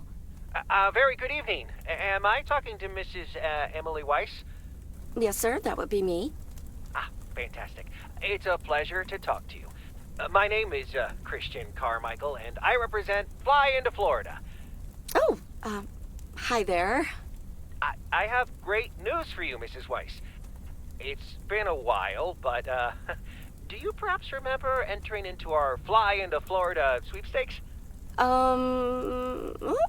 Now that you mention it, I think so. Yeah. Was that the one on the back of the juice carton? That's the one. And I am more than happy to tell you that you are the winner of the grand prize. The grand prize? Wow, fantastic. I'm afraid I've forgotten what it was. Could you refresh my memory a little bit? No problem, Mrs. Weiss. You have won a 2-week trip to Florida for two. Wow, Florida? Really? I won? I have never won anything in my life. Hold on, I need to tell my husband. Honey, we won! I'm talking to a gentleman from Fly into Florida. And he says we've won a 2-week holiday for two.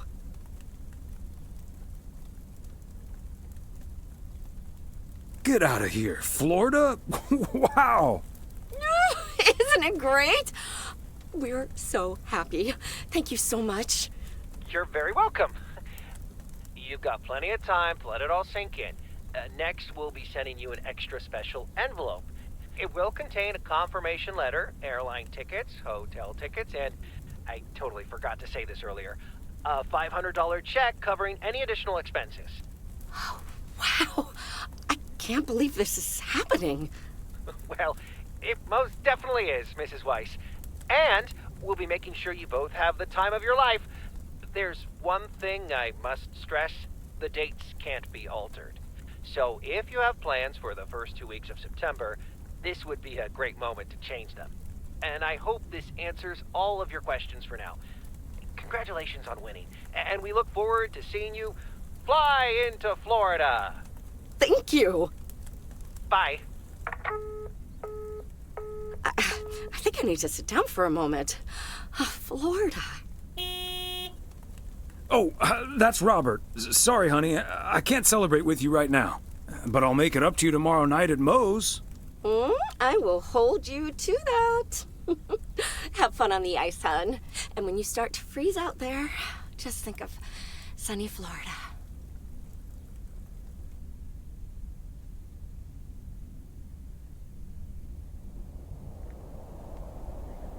Ooh, boy. Drilling a hole, getting that fire pit going. Ice fishing's a lot of work. And it's cold, but we're fishing all right.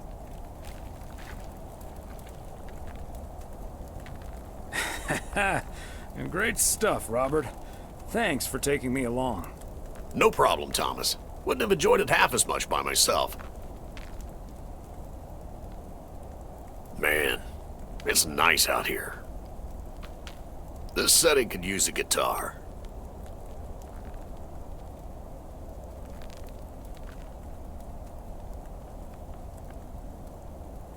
Yeah, some guitar tunes would sound nice right now. It'd be a shame to disturb the peace now, though. Hey, what was Emily going on about when I picked you up? You guys are going to Florida? Yeah. Apparently, we won a 2-week trip. Wow, congrats. Not that Florida's my cup of tea, if I'm honest.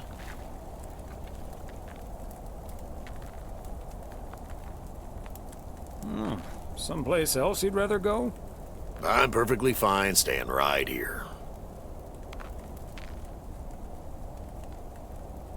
And you're probably perfectly right, Robert. Yeah, I'm not always perfectly sure about that. Could be that I'm a little stuck in my ways. But at least I'm not desperately looking for the one, you know?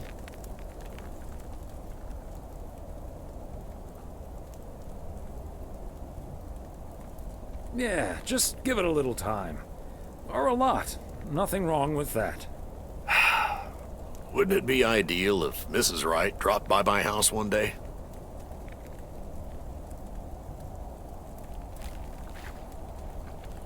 Wouldn't it also be ideal if we caught the winning lottery ticket from this here frozen lake?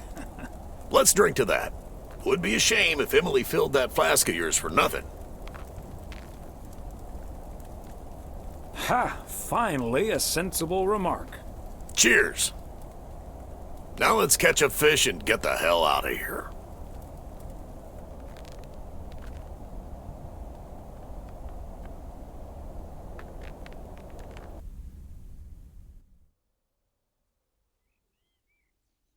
Hey, Thomas, do you have a minute? Sure, Frank. What's up? Listen, I just got a heads up from one of my buddies at HQ. He said Walter Morgan left for PO with tires screeching. I need to lay low for a while. If you see him, you haven't seen me, okay? Frank, I'm not sure about this. Holy crap! Morgan's on the premises! I'm not here. Good morning, Mr. Weiss. Good morning, Mr. Morning. I'm looking for Frank. Could you tell me where he is, please? Yes, sir. He's hiding behind this here counter. I must advise you, this is not the time to be a wise guy. I'm serious, sir. Have a look yourself. Let me be serious instead. We received a report that a man with a mustache dressed in a light blue shirt was offering illegal fireworks to people in the postal office parking lot. If that man is Frank, and I'm sure it is, then that's strike 3 for Mr. Coleman. Please tell him I'm looking for him. Have a good day. Is he gone? Yes, Frank. Holy crap, that was a close call. Thanks so much, Thomas. I think you just pulled off your best ever poker move. How did you know he wouldn't call your bluff? Simple. I wasn't bluffing, Frank. Thomas, you're the best. See you Sunday evening. I guess we'll have to play poker with the curtains closed.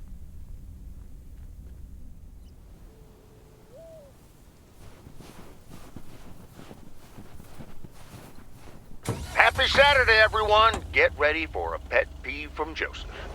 PO positive or pet peeves? Jack, I've been watching that TV series everyone's been raving about. What's it called? A Hamburger with Fries? I expected a charming sitcom like Bon Appetit, but instead got treated to a lousy mix of mediocre puns and gratuitous violence. If this is where TV shows are heading, then I'm heading the other way.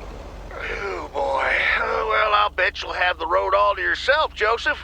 On to the weather. We're starting the day sunny, but we'll have lots of snow for you folks later on. Enough talking. Here are some tunes.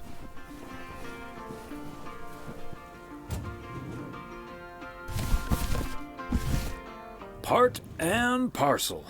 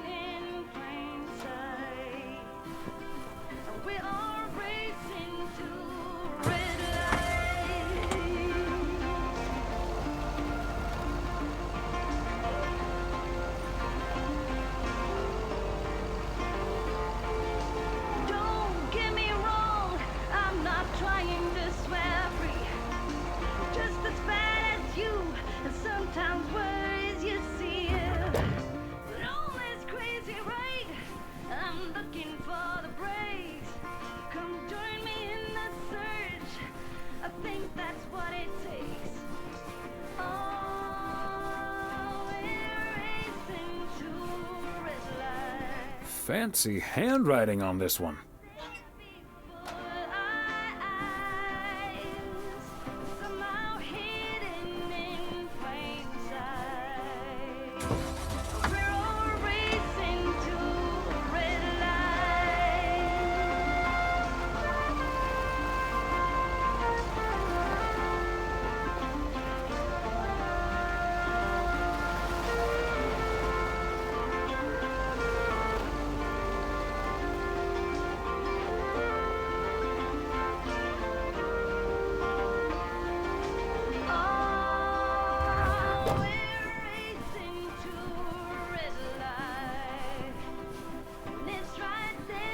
Another satisfied customer.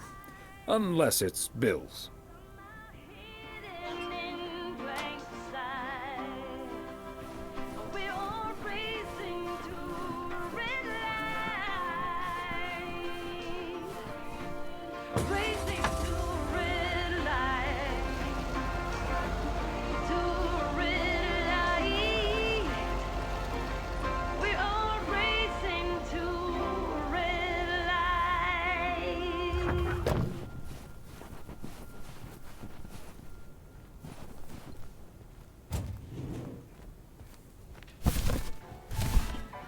A belated Christmas gift?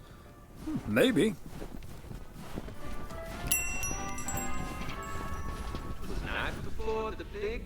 Ah, there you are. Could you bring this box over to the diner? And if they ask, there's no discount.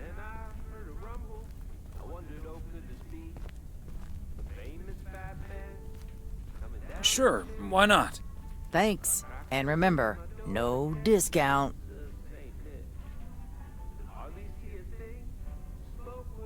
That's not my business. Just going to drop off the box. Santa traded sleighing for a fire truck tonight. Oh, it's a funny story. At least it is to me. But for others, especially my mother, the day that lives in infamy. I swear I'm not a liar. My daddy lit the Christmas tree on fire.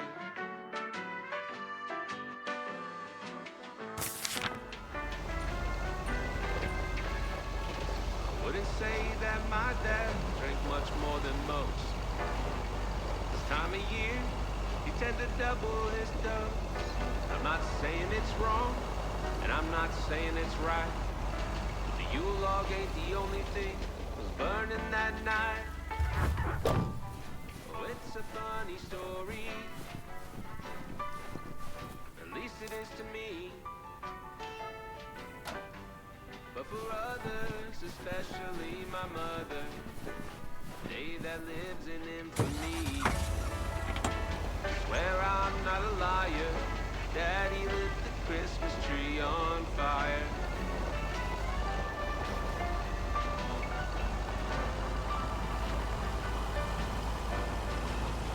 Now that I'm older, I've settled down. It's late December, there's no tree to be found.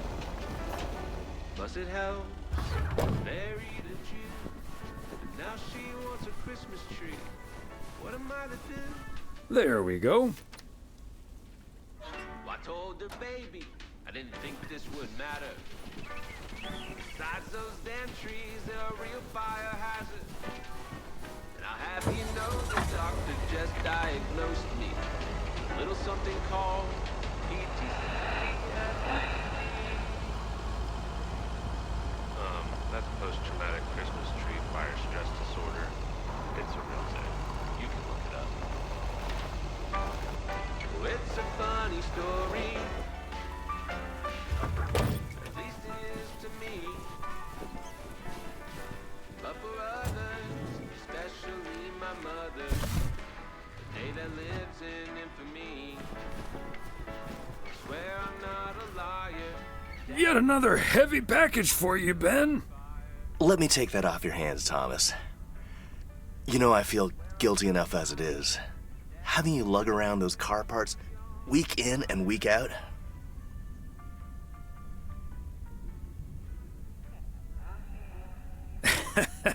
On average, your packages are the most weighty so-and-sos we get. Although we did have to carry 50 pounds worth of frozen steaks into Moe's Diner once. Sounds like a meaty proposition. I'm serious, though. If you don't mind me saying, you're getting up there. Ever think of hanging up the old coat and bag?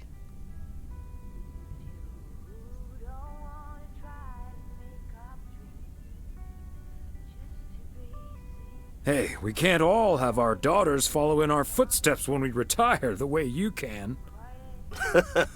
Well, that's true enough. Son of a gun. It's the engine parts for the news van. Didn't expect them to come in so soon. Oh, that's great. Now they'll be able to roam around PO for their report. Yep. With any luck, that thing will be up and running before the end of the day. Hey, don't rush it, Ben. Remember, you're getting up there yourself. Yeah. Now get going, you old-timer. Flowers, high grass, and bare feet. Oh, to each second is a treat. I keep my balance next to you. It's true. Nowadays, there's nothing I wouldn't do for you. Fire breath and open sky. It's not what we know, it's where we go. I grow wings and tell her goodbye.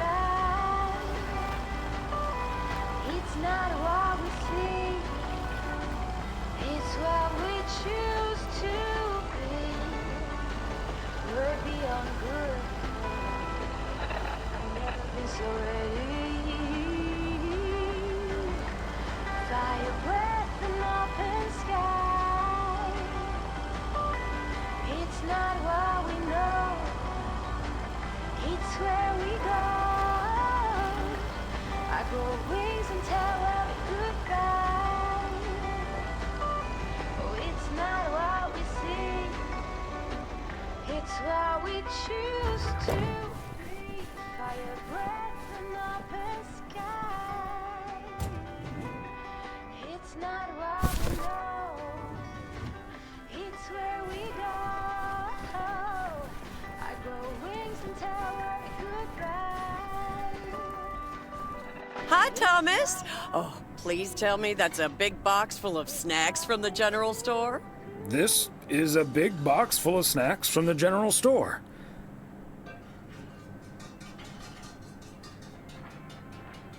But without a discount on what's inside. No discount? Is Nancy Carlisle really trying to charge me full price for snacks that are about to go past their expiration dates?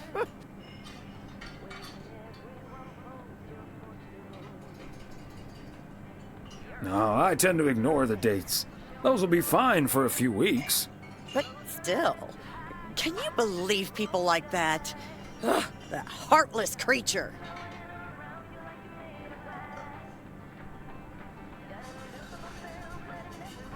Maureen, easy now.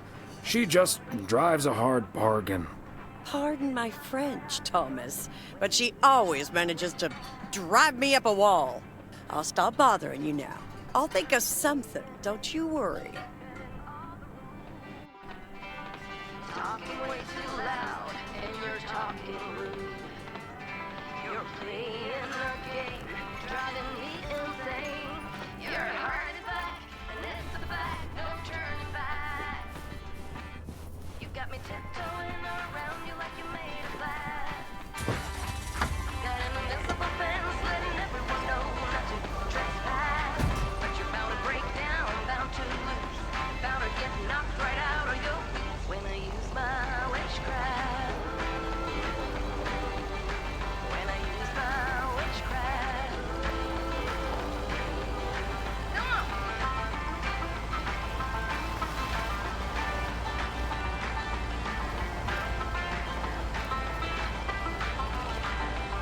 You got me tiptoeing around you like you made of glass. Got an invincible fence, letting everyone know not to trespass. But you're bound to break down, bound to lose, bound to get knocked right out of your boots. And I use my witchcraft. When I use my witchcraft. I got my moves, I got my song. When I Hello, Thomas. Hi there, Beth. What brings you here? I saw you arrive just now, so I decided to venture across the road with a minor request. Sure thing. What can I do you for? It's just one small thing, I promise, and, well, I suppose you can see what it is. A first gift to the little one, you see, since Christmas in Georgia fell through. It just needs an address, and I'm not sure where to put it. Could I leave this with you so you could make sure it gets where it needs to go? I have the information right here on an old envelope. It's the return address in the top corner.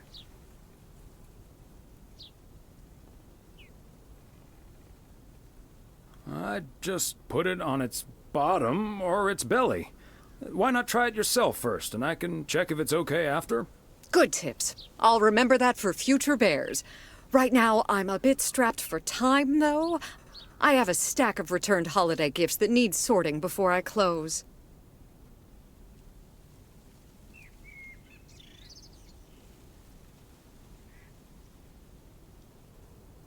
I've handled many a strange parcel in my day. Not to worry. I'll take care of it. Thank you, Thomas. Truly. I'll get the postage to you later, I promise. Oh, and please tell Emily I have a great idea for this Sunday's girls' night. It's a surprise. Bye now. Sure. Enjoy the rest of your day.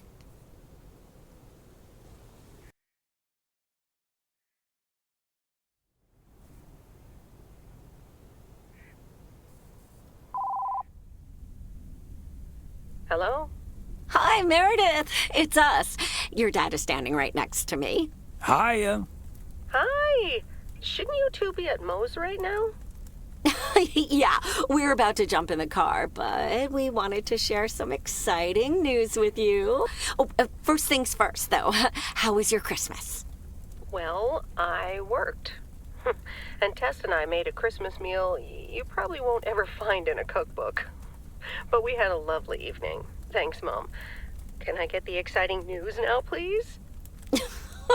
Okay, so your dad and I will fly into Florida this September. I won a sweepstakes. Get out of here. Wow, that's so awesome, Mom. Florida in September. Beats the PO weather, huh? Oh, sure does. Dad, are you excited as well? I sure am. Aren't you worried about flying there? Last time you came to visit, it took a few hours for that green tinge to leave your face. Oh, Meredith, don't make it worse than it was. Fine. Maybe he just boozed too much on the plane.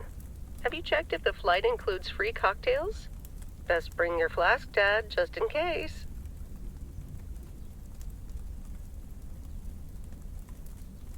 Hey, don't give your old man such a hard time. It's bad enough he had to miss his daughter at Christmas. Oh, well. I may not have been there, but at least my boss called to interrupt your dinner. Sorry about that, by the way. Rest assured he was appropriately ashamed. We all make mistakes, Meredith. Some of us just more than others. I can't disagree there. Oh, hey, you two shouldn't keep Maureen waiting. You're right about that. Your dad will go and get the car warmed up, right, honey? That's my cue. Bye, Em. Take care. Bye.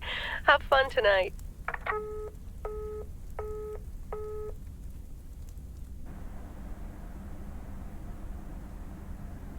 Thanks for getting the car all toasty for us, honey. You're very welcome, dear. It's my pleasure. We've been doing this for decades now, and I've never stopped looking forward to spending my Saturday evening here with you. I feel the same way, Em. I'm a lucky man to have you. Good evening, you two beautiful people. Ready to order? Or should I just write down pancakes for lovely Emily and a T-bone steak for Big Thomas here? Oh, Maureen, your intuition never ceases to amaze me. It sure is pancake time for me again.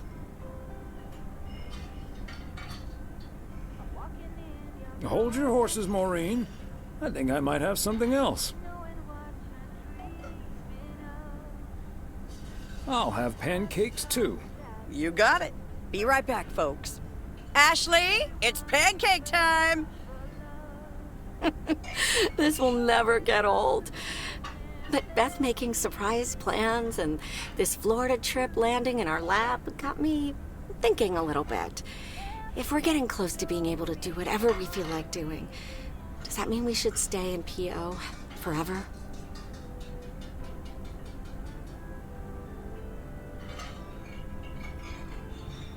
Florida sure sounds like a nice place. Lots of fishing, no ice. The warmth is the main selling point for me, I must admit. And it's not like your arthritis will stop acting up in weather like this.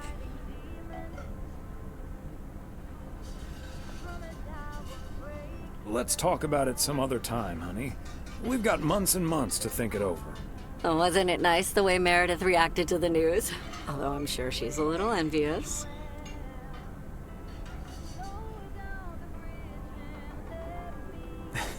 Yeah.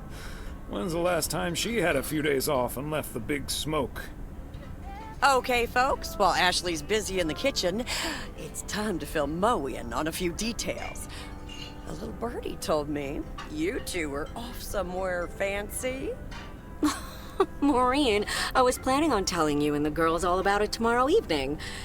But I'm sure you've also heard it's Florida in September. Florida in September. Oh, imagine that. Oh, I'm so happy for you two. Thanks, Maureen. Have you ever been to Florida? Are you offering your ticket to me? Oh, Thomas, that's so nice of you. Nice try, Maureen. Nice try. But the only one sitting next to me on that plane is my man. Are you totally sure about that, though? I heard that a certain Walter Morgan will probably not be very lenient with holiday requests from the postal office employees.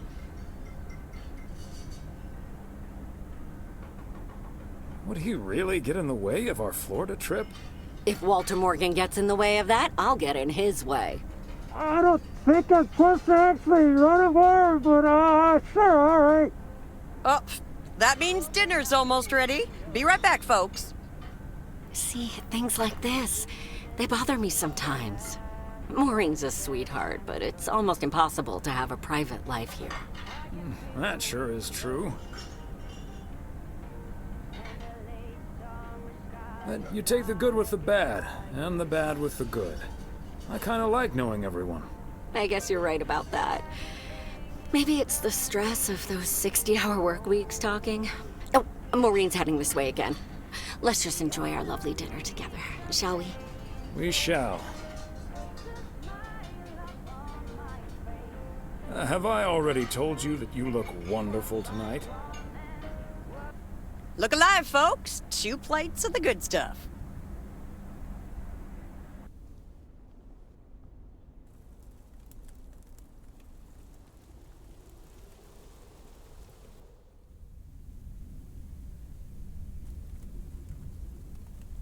Oh, Thomas, my dear, sweet husband.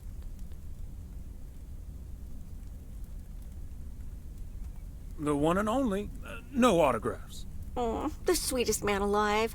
Always prepared to help out anyone who asks for a favor, even on his Sunday off. Okay, Em. What needs doing? The motel called, and, well, the TV crew would very much like to rent some movies from the Flick Shack today.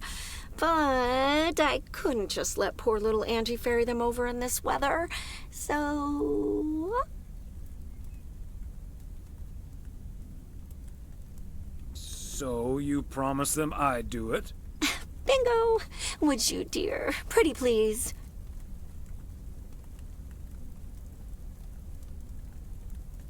Of course, Em. You've been so busy lately. It'll be my pleasure. Oh, thank you so much, darling. Tell you what, I'll make some extra tasty snacks for your poker night tonight. How's that? It's a deal. Thomas Weiss, as I live and breathe. What in tarnation are you doing out and about in the mail truck on a Sunday?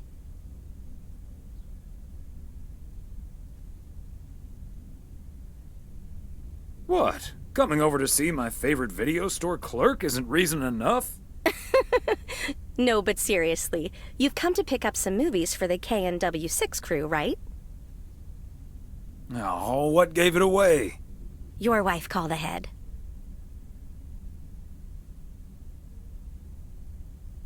Happy to do it for Emily. And for you. And for the TV crew. Parts of it, anyway. But first things first. So, what's the hot gossip on these out-of-towners? Well... there's Gabriel Serrano. He's the sound guy. Maureen seems to think he has a crush on Ilsa Richter. Yeah, that may well be mutual. What about the rest? Ilsa Richter is their producer.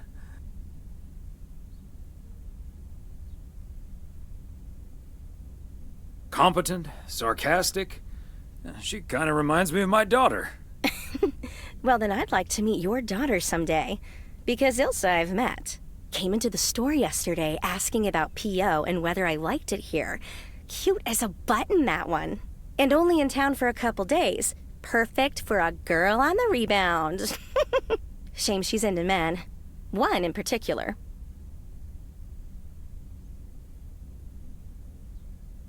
Ooh, do tell. The way her eyes lit up when she mentioned that colleague of hers, Gabriel.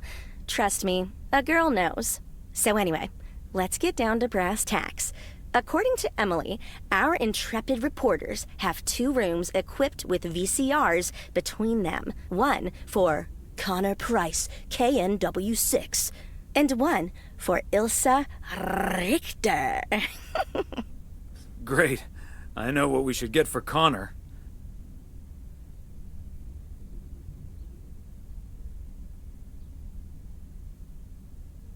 All the President's Men. That should give him some inspiration.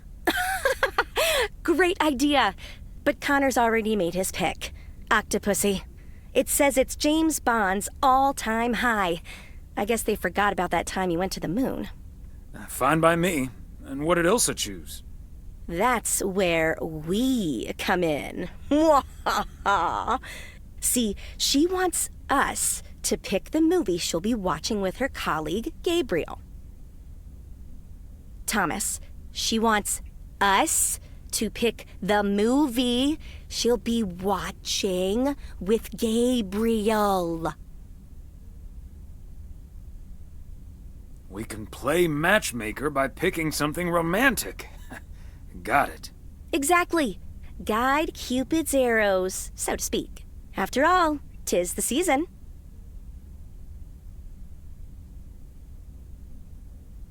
For a little post-Christmas magic? Maybe. You and Emily are regular customers, so you know what I have available. So, which film will it be?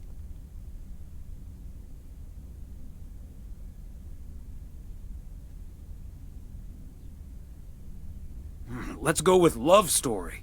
Or is that too on the nose? It's perfect, and we won't risk being too subtle. It has love right there in the title. Great. Love Story it is. The dynamic duo of stupid Cupid strikes again. Although I suppose this is our first strike. Anyway, here's hoping that this is the start of a beautiful love story. I have a good feeling about this. Anyway, I'd best be on my way, getting these to the motel. Yeah, thanks for doing this, Thomas. My car, much like myself, is not built for snow. Say hi to Emily. Will do. Bye, Angie.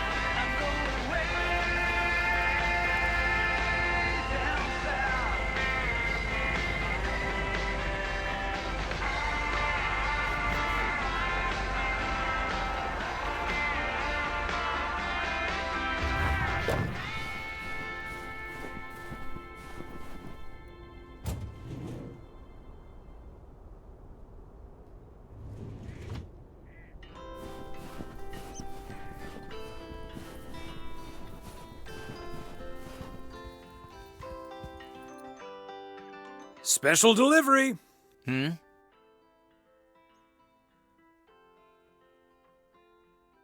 need the room numbers for Price and Richter. Just drop them off at number 6. That's Richter. She'll take care of it. Thank you. Right. I will. Good day.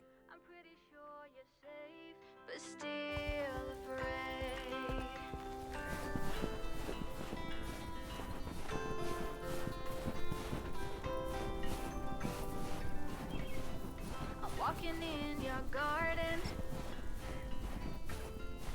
knowing what you're dreaming of.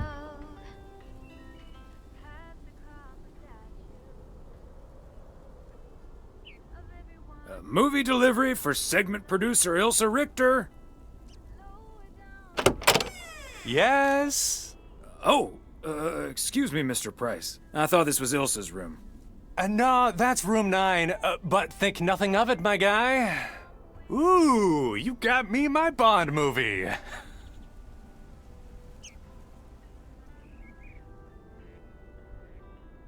Here it is. Don't forget to be kind. Rewind. Love it. You know, Moore's an even better 007 than Connery. He just oozes that classy British wit. Thank you so much. Dun dun dun dun dun dun dun dun dun ta-da! Ta-da! Pow! You don't need that armor, even though you wear it well. Lower down the bridge and let me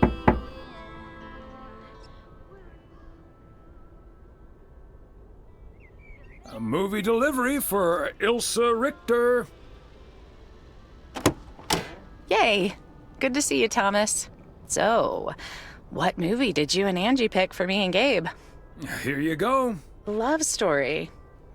Haven't seen this one. What's it about? Tennis? Good one. Not about tennis, but it's still pretty ace. Ha ha. I'm sure it is. Looking forward to it. Let me guess. This was Angie's pick. Well, let's just say it was a group effort. Okay. Well, color me curious. Hope it's age appropriate for big old puppy dogs. Oh, speaking of, on your way out, could you give a quick knock on Gabe's door, just so he'll know it's movie time? It's room number 2. Will do. Great. See ya.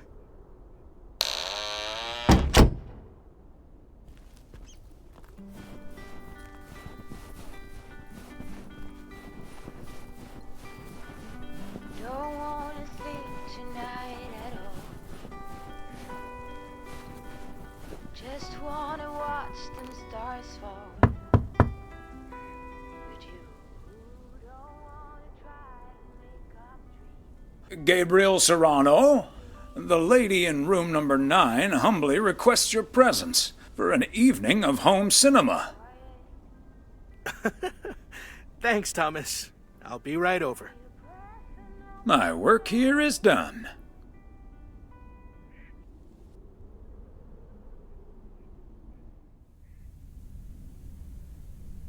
Okay, Ben. Question for you. Do you have that ace or not? You don't have to say yes or no. Just say anything. All I need to hear is one word from you to know if you're bluffing.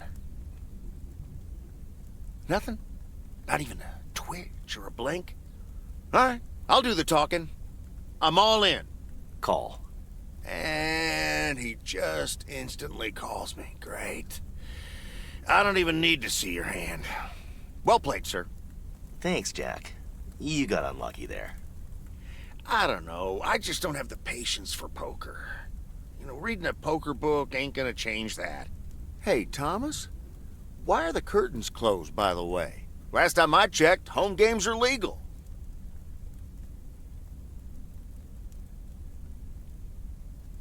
It's probably better if Frank answers that question.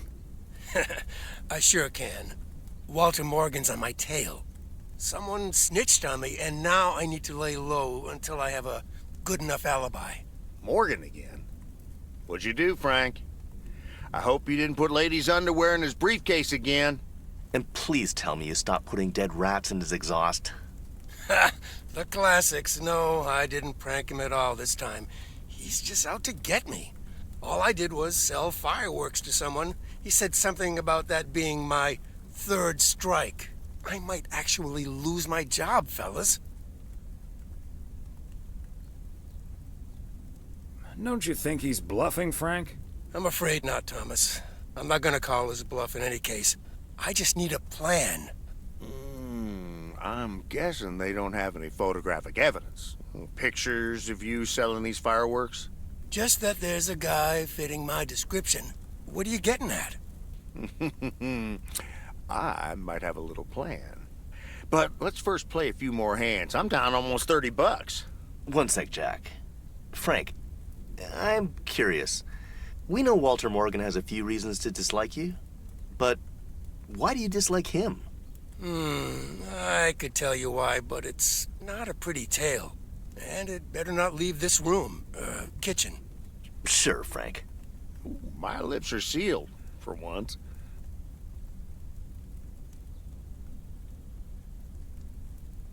Frank, I'm not sure if I can keep another secret for you.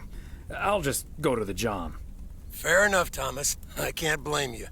All right, so this one time back in the summer of '69, it was before I started working in P.O. There were a couple of pesky stray dogs wandering around HQ. I say pesky, but they never really hurt anyone. Just got a little excited if you walked past them eating a sandwich or whatever. Can't blame them, huh? They were hungry, even though I fed them every now and then. Morgan found out, of course, and after one complaint too many, he took matters into his own hands, or should I say, feet. He lured a couple of them behind his car, and before I knew what was going on, it was too late. I heard a loud and gut-wrenching howl. I saw two dogs run away, and Smokey, my favorite one, limped after them. It's the last time I ever saw those sweet dogs. Then Walter Morgan looked me straight in the eye with a smug grin on his face, and he said, "This is how you do a proper job, Frank." I can still see that grin when I close my eyes. Okay, that does it. Walter Morgan is now on my eternal shit list, and I'll make sure the rest of P.O. knows about it. What a despicable human being. I can't believe he did that. Well, he didn't. I was joking, of course. I don't really have a good reason for disliking Walter Morgan. That boring old pencil pusher just rubs me the wrong way. Damn it, Frank, you had us good. Did I miss something? You sure did, but I'll tell you about it another time. Okay, folks, ante up. Here we go again.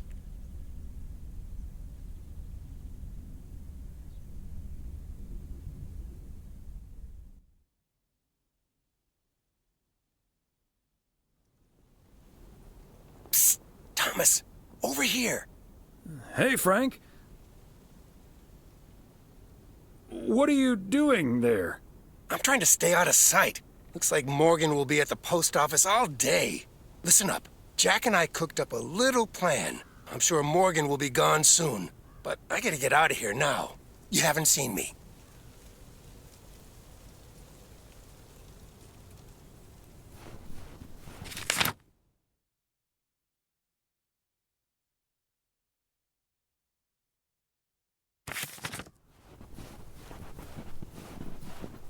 Top of the Monday morning, P.O. We're starting this week with a warning from Lucinda. P.O. positive or pet peeves?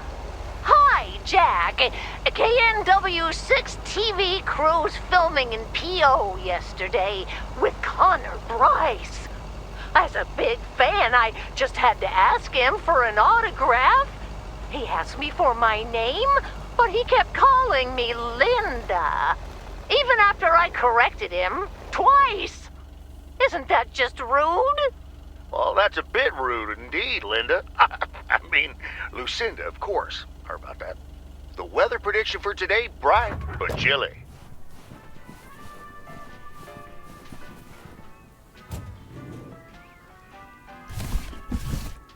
Okay, let's get this to its destination.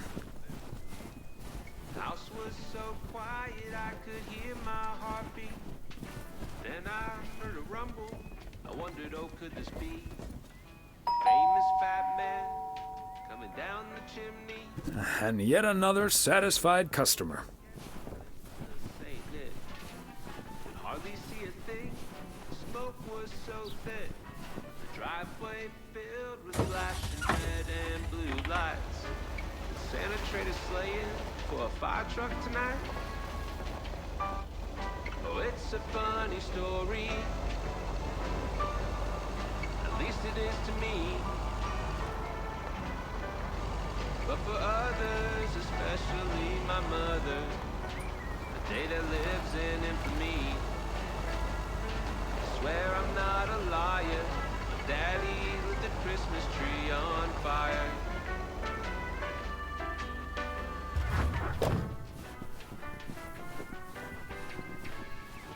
I wouldn't say that my dad drank much more than most.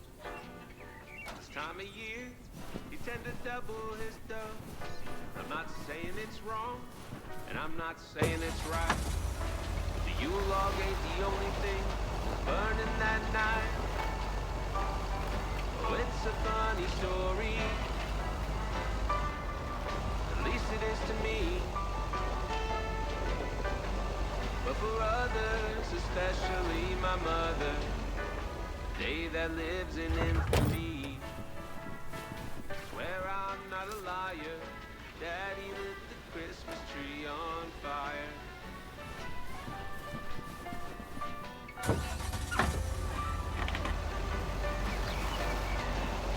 Now that I'm older and I've settled down, it's late December, there's no tree to be found. Plus it helps Mary the Jew, but now she wants a Christmas tree. What am I to do? I told the baby I didn't think this would matter. Besides those damn trees, they're a real fire hazard. And I'll have you know the doctor just diagnosed me. A little something called... McGill's got such a great price on this house when the Sugarmans moved away. That's post-traumatic Christmas tree fire stress disorder. It's a real thing. You can look it up. Oh, it's a funny story. At least it is to me. But for others, especially my mother, Dana lives in infamy. Fancy handwriting on this one. Daddy lit the Christmas tree on fire. Oh, I swear I'm not a liar. Daddy lit the Christmas tree on fire.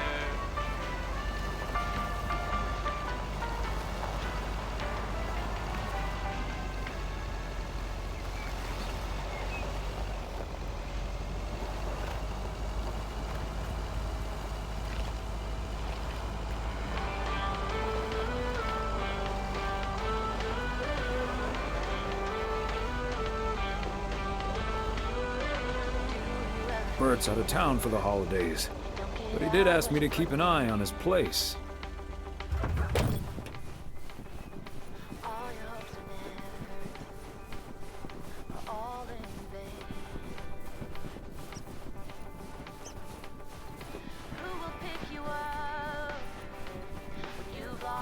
Okay, are we rolling? We're rolling. We're rolling. Okay, let's get this in one. I'm freezing my ass off. When Chekhov saw the long winter, he saw a winter bleak and dark and bereft of hope. Yet we know that winter is just another step in the cycle of life. In the summer months, this lake is bustling with activity.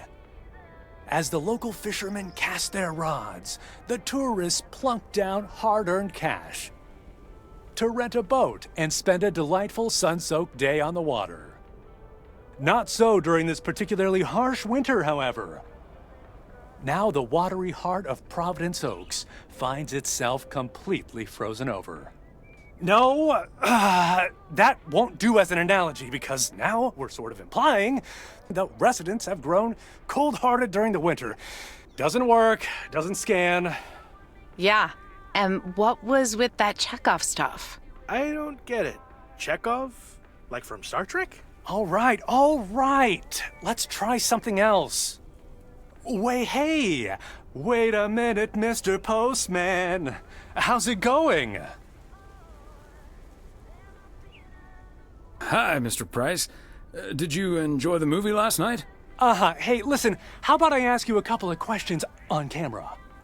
Just simple stuff about the town. Sure, I'd be happy to. Great.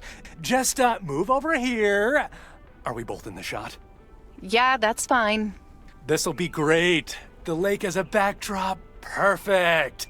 Let's go. All right. This is... His name is Thomas Weiss. I knew that. Thomas and I go way back. As the local mailman for truly countless years, Thomas Weiss knows Providence Oaks like he knows the back of his own hand. So, Mr. Weiss, how would you characterize this small, cold town and its warm inhabitants? That's easy, Connor. In the eons I've been the local mailman, I've learned one thing. This gorgeous little lake town of ours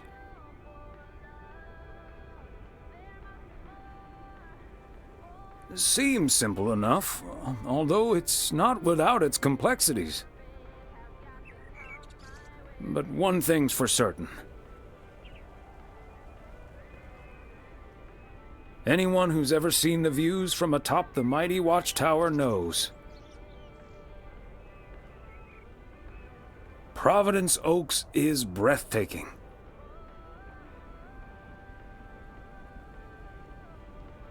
And wherever you are, or whatever you face, this is home. And cut. That's so sweet, Thomas Weiss. Completely unusable, but sweet. I know I've got goosebumps. Yeah, that went well, kind of. Now, let's scout out the establishing shots at the far end of the pier. Let's go, Connor. Aye, Captain. Gabe, you can take 5. My advice would be to take those 5 in the van, to reduce the risk of any further ass freezing off incidents. Noted. Thanks, Ilsa.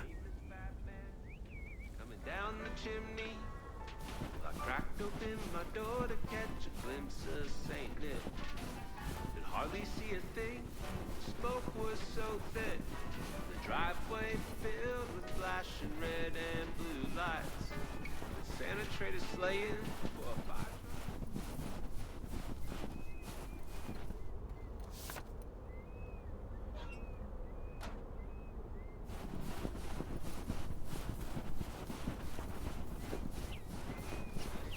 My mother, a day that lives in infamy. I swear I'm not a liar. Mr. Weiss. Thomas, sir. Hi, Gabriel. What's up? Just that, well, we'll be ringing in the new year right here in Providence Oaks. So, my mom is shipping over my tuxedo.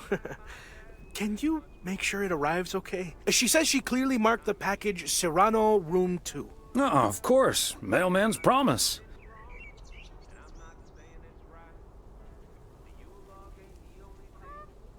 So, how did you and Ilsa like the movie? Oh man, it was beautiful. Heavy stuff, though. At the end, Ilsa totally had tears in her eyes. And, well, so did I. There is something else I wanted to ask you about. I guess I'm curious. How did you, woo your wife? It's pretty simple and cliched. She's my high school sweetheart.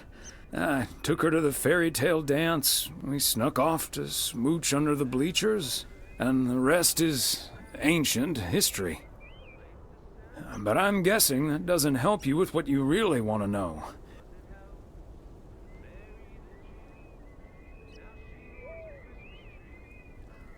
You want to know if you should make a move on Elsa. Shh, keep it down.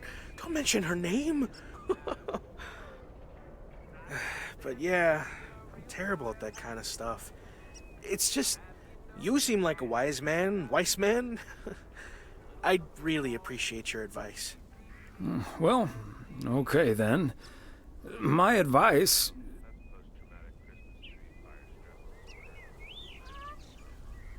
is to think about how things felt last night. Let that guide your decision. It might sound corny, but you can't go wrong following your heart. Wow. And is that your definitive judgment?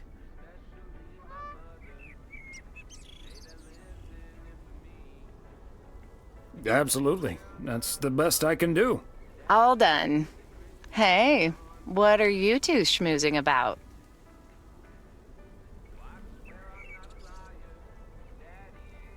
A mailman never tells. Excellent. Now start the engine, Gabriel. We're rolling out pronto. Man alive, it's cold today. On it, Mr. Price. Thanks, Thomas. You've been a huge help. So, take good care of that tux, yeah? Will do. Bye, folks.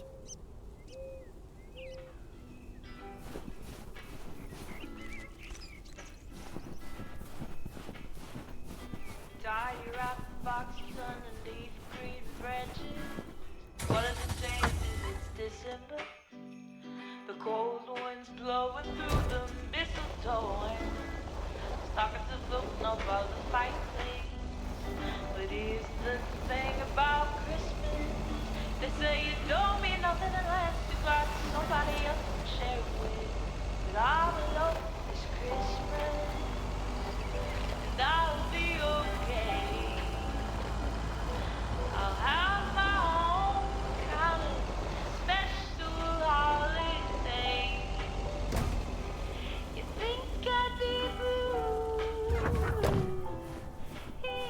without you?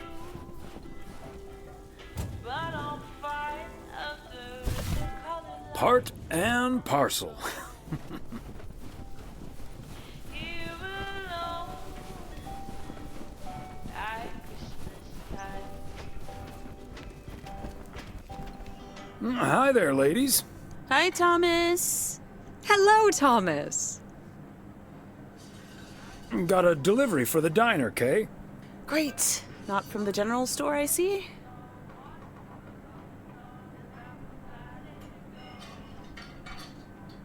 You tell me. All the information I usually need is on the address label. Oh well. Okay, so before I leave, we had this awesome girls' night yesterday thanks to Beth. It was hilarious. When I first saw where we were going, my brain went, oh my god. And when the guy showed us what we were going to do, my brain went, oh my god. And when we started, it was so yuck, but also so cool, you know? I've never done anything like that before, and I love that I got a chance to find out. But then again, I doubt that I will ever try it again. Ah, yes, the girls' night.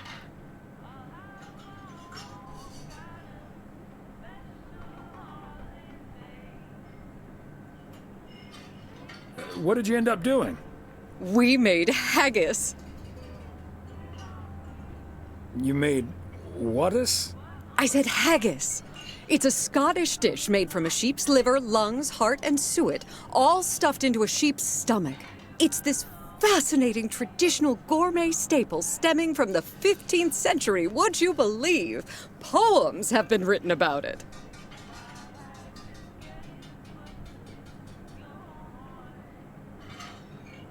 Ugh, that sounds disgusting. I'm glad we mostly had processed foods at poker night. Well, I say, Thomas, don't be a Philistine. It was so gross. I'll have nightmares about zombie sheep for weeks. Bleh. Okay, hate to leave you two, but I really have to sort out this delivery ASAP. Or Maureen will go bananas. Talk soon. Thanks again for the great evening, Beth. Bye. Bye, Kay. Well, now, I really should get back to the grind as well. Those New Year's price reductions aren't going to fix themselves.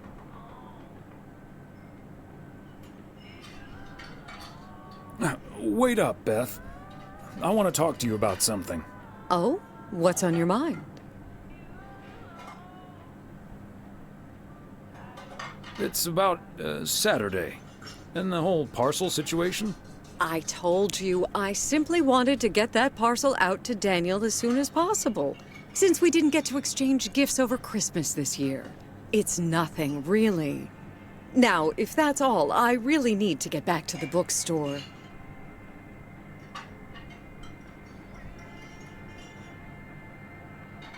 Beth, come on. You have been acting a bit strange lately. What do you mean? Standing outside in the cold with a parcel like that, it feels off to me. Okay, you've got me. Can we sit down here for a bit? Heavens, I do feel a bit caught out. But I have to admit, it does warm my heart to know that I cannot fool my friends. Well, out with it, Beth. You see, it's my eyes, Thomas. I have glaucoma, which means my optic nerve is deteriorating. I found out a few months ago.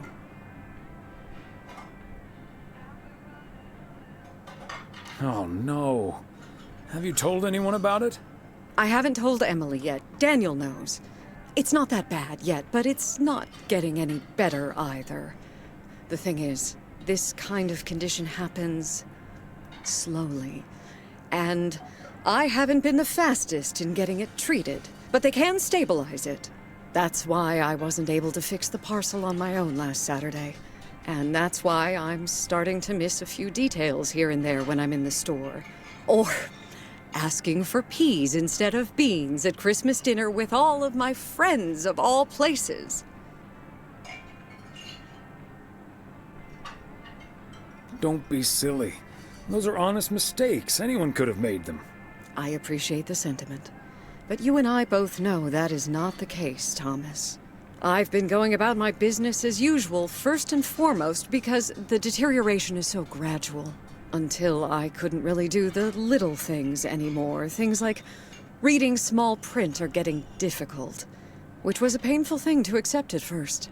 Working in the bookstore is starting to give me more issues than I'd like. Getting older. It's a strange thing, isn't it? It's like that Robert Frost poem. The afternoon knows what the morning never suspected. Doesn't mean I wouldn't mind taking a little nap in between from time to time, though.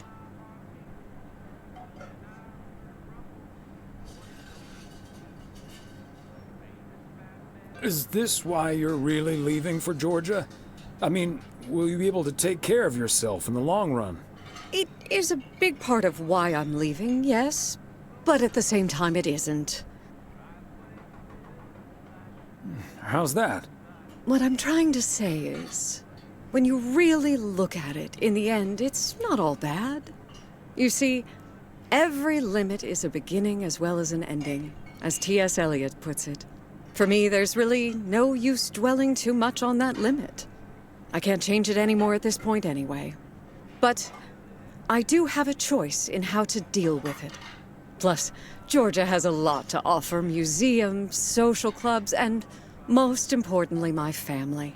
If you look at it like that, getting older may still feel like a cursed time, surely, but I also see each new year as a gift.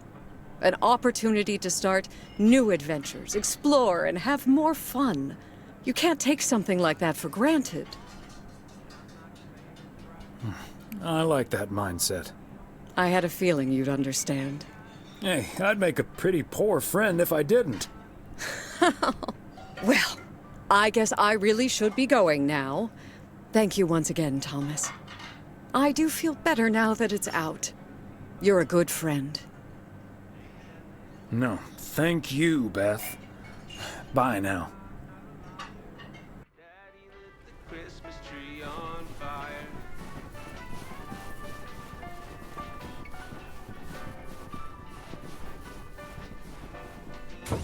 Now that I'm older and I've settled down, it's late December, there's no tree to be found.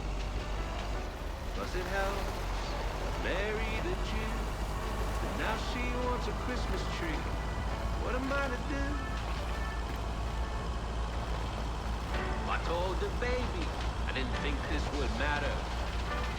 Besides those damn trees, they're a real fire hazard. And I'll have you know the doctor just diagnosed me with a little something called PTCTFSD. That's post-traumatic Christmas tree fire stress disorder. It's a real thing. You can look it up. It's a funny story. At least it is to me.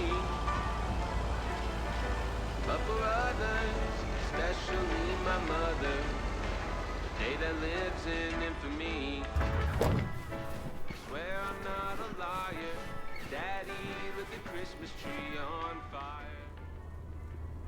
Oh, Thomas! Hello there! Could you be a sweetheart and bring that over to me? Of course. Oh, careful now. Robert cleared most of the snow, but it's still a bit slippery. Thank you so much. If only I still had the balance and agility of my feline friends. Oh, and good day to you, of course.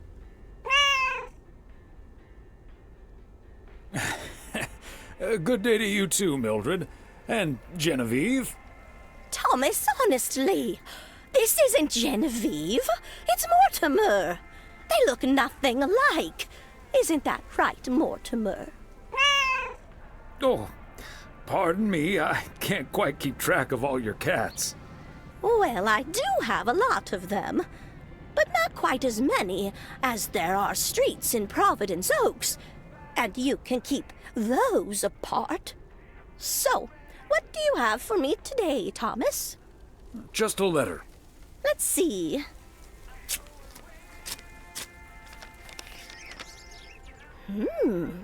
This sounds interesting. Apparently, I need to make a few copies of this letter, and if you send this letter along with $5 to the first 6 people on this list, your name will be added to the bottom. Soon enough, your name will rise to the top. Then many people will send you $5.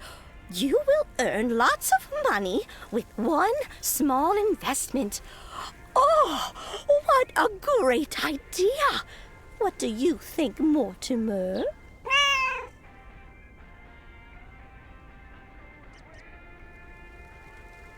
Mildred, that's a classic chain letter scam. Don't fall for it. No one ever got rich off of one of those. Well, except for the post office. Are you sure, Thomas? They make it sound so easy.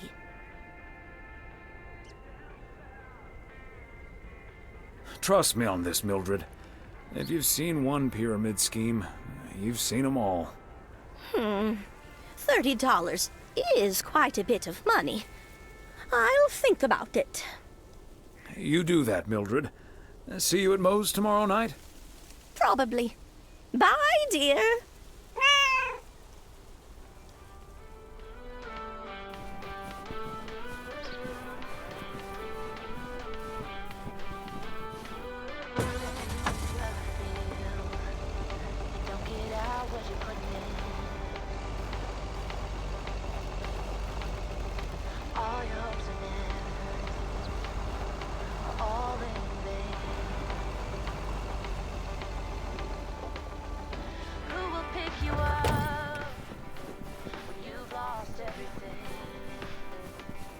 That's it for today.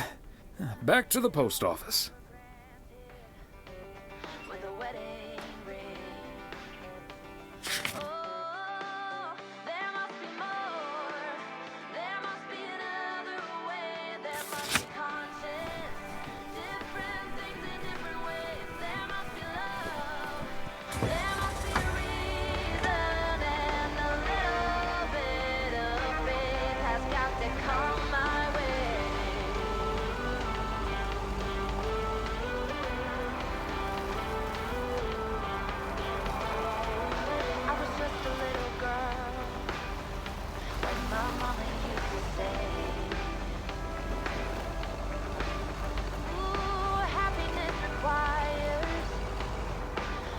every day. Oh, and if that someone makes you smile, it leaves you with a scar. Don't let them tell you what you feel or who you are. Oh, there must be more. There must be another way. There must be conscience. Different things in different ways. There must be love. There must be a reason. Hey, Thomas, have you seen Jack? Yep, yesterday night in my kitchen. Yeah, okay, but I kind of need him now. I'm a sitting duck right now. I'm toast if Morgan suddenly shows up.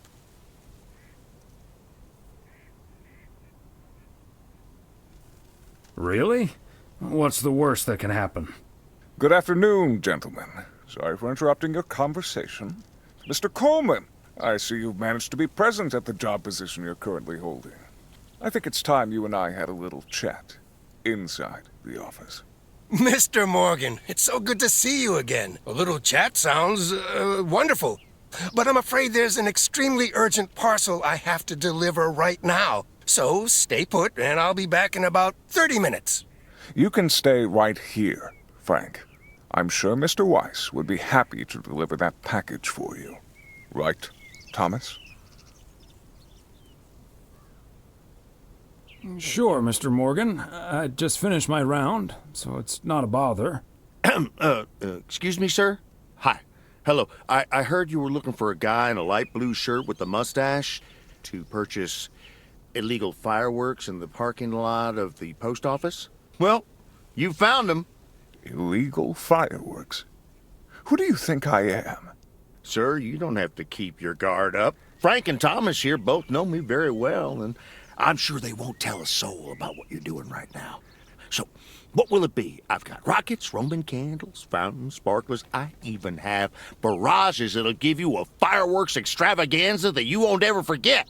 I think there must be a misunderstanding here. Please, don't put Mr. Morgan in this position. If people walk by and see this, they might snitch on him and get him into trouble.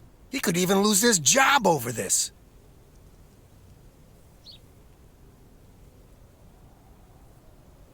I don't think Mr. Morgan is interested in buying fireworks, to be honest. I'll tell you what will happen now. I'm going to get in my car, start the engine, drive home, and pretend I did not just spend 3 days in Providence Oaks for absolutely nothing.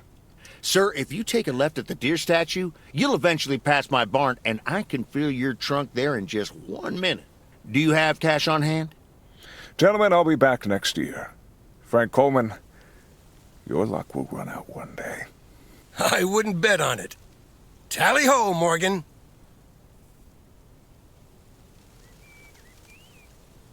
Boy, oh boy. If you can't stand the heat, stay out of the kitchen. Thanks, guys. I owe you one.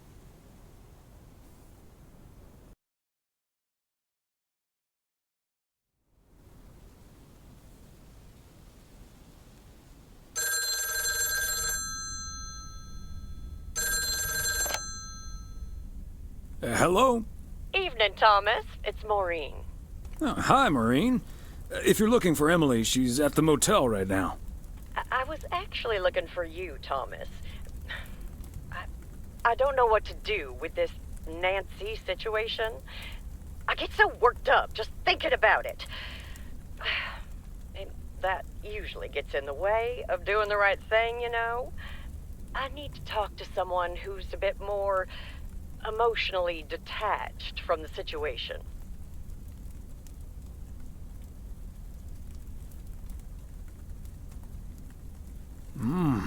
How can I help you, Maureen? Simply put, I don't know if I should give in to that Nancy Carlisle and her overpriced snacks, or tell that woman to take a hike. But then we'll end up with a lackluster New Year's Eve party.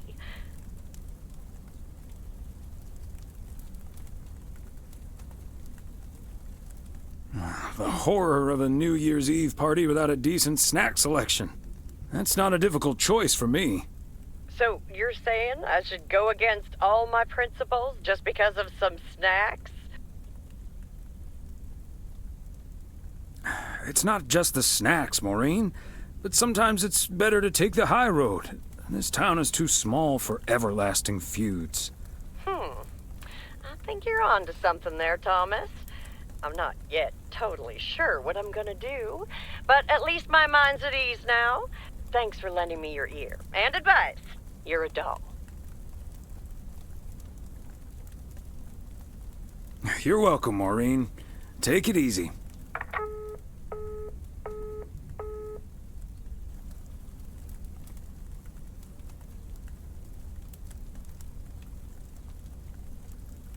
The 26th President of the United States, Teddy Roosevelt, regularly staged boxing matches in the White House and took on anyone he could, including professional boxers. In 1888, a pigeon fancier and a beekeeper challenged each other's creatures to a 3.5-mile race organized in Germany. The bee won by 25 seconds.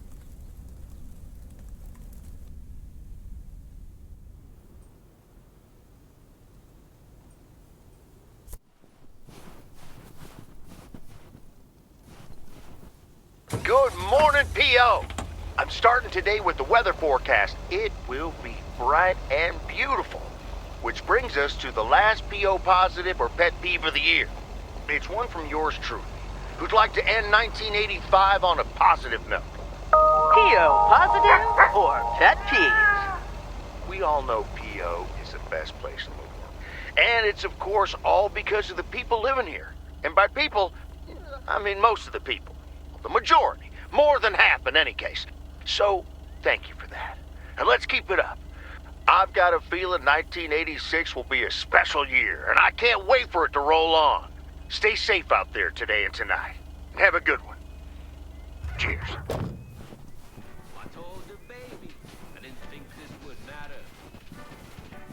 Another satisfied customer. Unless it's Bill's.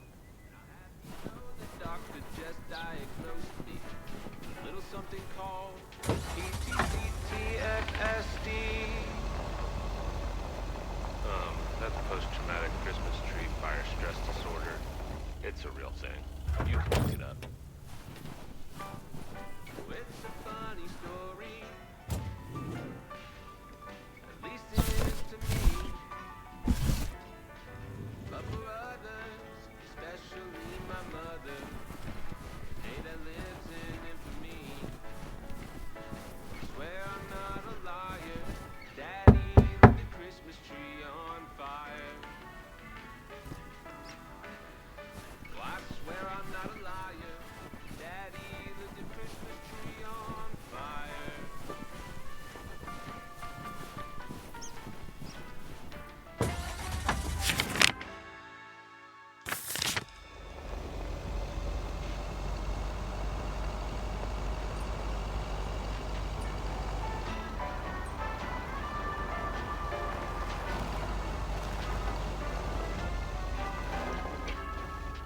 The night before the big day, I could barely sleep. House was so quiet, I could hear my heartbeat. Then I heard a rumble. I wondered over the There we go.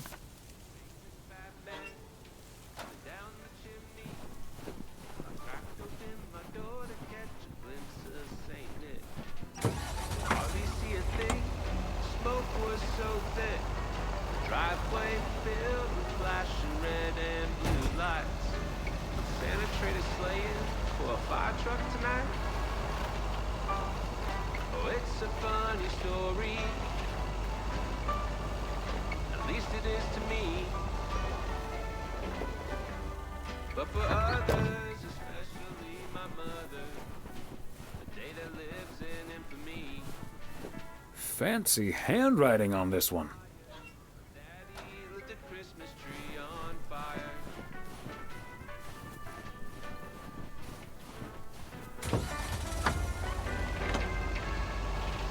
Wouldn't say that my dad drank much more than most. This time of year, he tended to double his dose. I'm not saying it's wrong, and I'm not saying it's right. The Yule log ain't the only thing burning that night. Oh, it's a funny story. At least it is to me. But for others, especially my mother, day that lives in infamy. Where I'm not a liar, Daddy lit the Christmas tree on fire.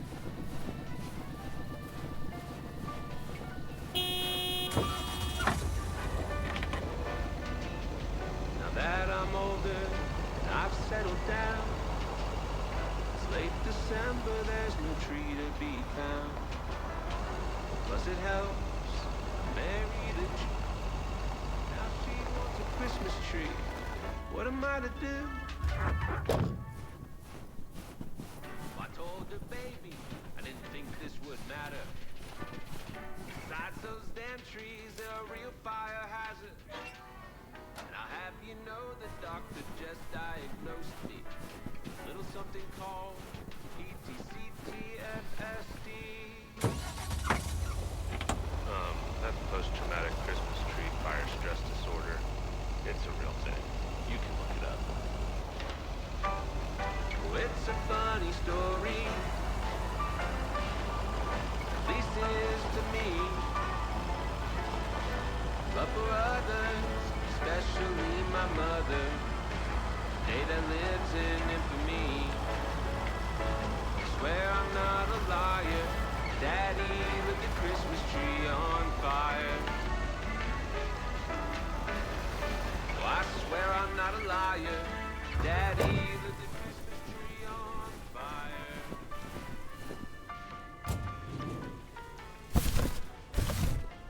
fire. A belated Christmas gift? Maybe.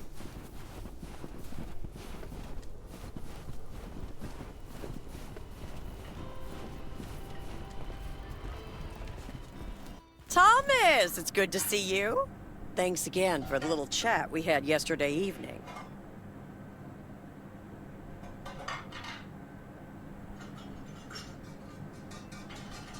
Have you made a decision on what to do? Yep, and I hope it's the right one. But I guess some situations don't have a perfect solution.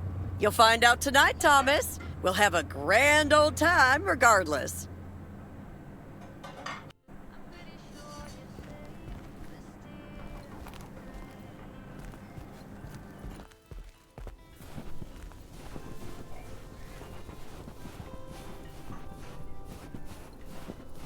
Walking in your garden,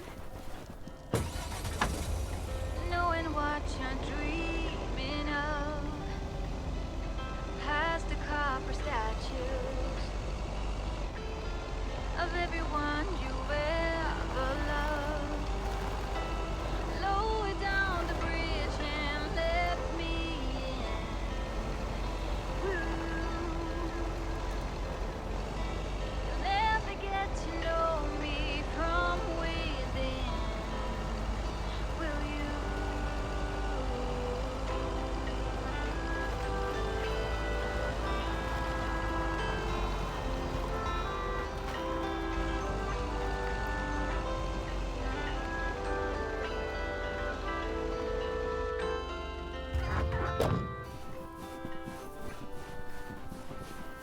You've been fighting demons. Promise I won't break. Oh, hey, Thomas. We're about to do a little interview, but you're welcome to listen in. Mr. Price, you know Thomas Weiss, don't you? Sure do. You're resident mailman, am I right? Good to see you, man.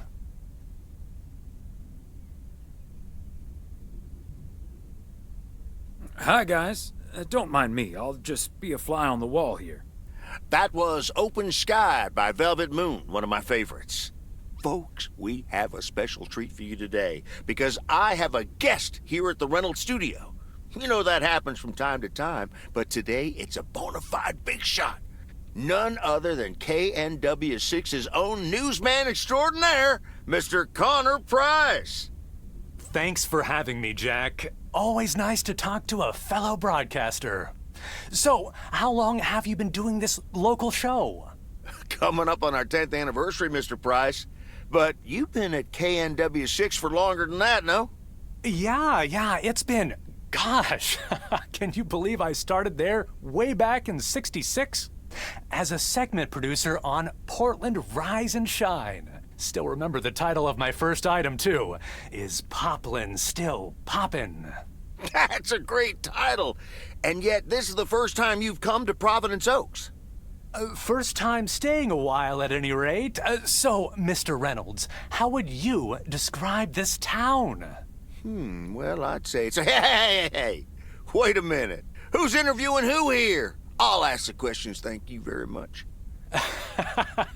Apologies, my friend. Just can't help myself. Always chasing the story, me. It's the commitment I've made to our viewers. The price guarantee. So, what stories are you chasing here in P.O.? Oh, you know, just trying to capture the old couleur locale. I must say, the people here are very friendly, and I hope the feeling's mutual. Right, Thomas? That's Thomas the mailman over there. But never mind, he's not mic'd.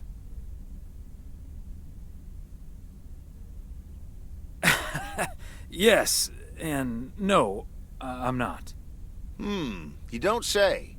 Because we happen to have a little section called P.O. Positive or Pet Peeve. You might have heard of it? Can't say I have, but I do like the alliteration. Well, Lucinda Boyle called in a pet peeve yesterday, saying you were quite rude to her when she asked you for an autograph. Well, I'm sure that was a misunderstanding. See, I must have been on a really tight schedule, because otherwise I'd do anything for a fan. That's... the price guarantee, right? Sure. Anyway, we'll be back with Connor Price, KNW 6-star reporter, right after this. What the hell, Jack? Ambushing me like that live on air? Relax, just joshing you a little. But I'll let you plug the heck out of this Oregon Trail thing you're filming. How's that? We'll make sure everyone in town fully cooperates with your crew in the home stretch. Well, speaking of the home stretch, I better get back to my job as a serious broadcaster. It's been real, pal. Can you believe this guy? Sheesh.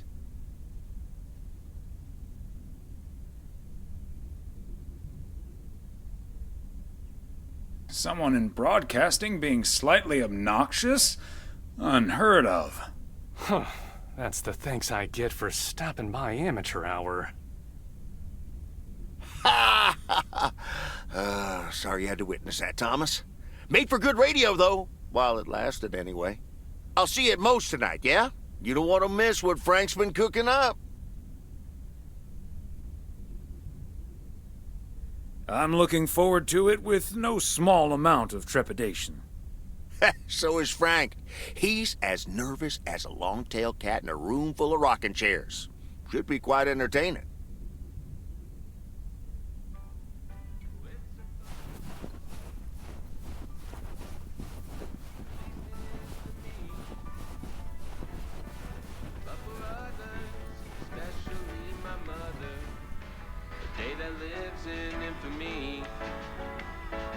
Swear I'm not a liar. Daddy lit the Christmas tree on fire. Oh, I swear I'm not a liar. Daddy lit the Christmas tree on fire.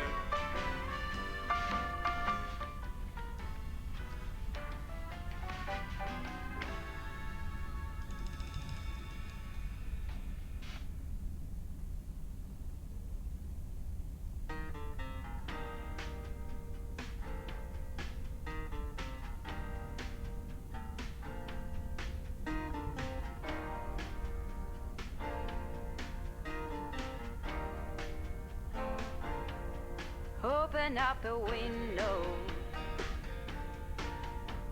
I'm breathing in the last of September. I can feel the wind blow,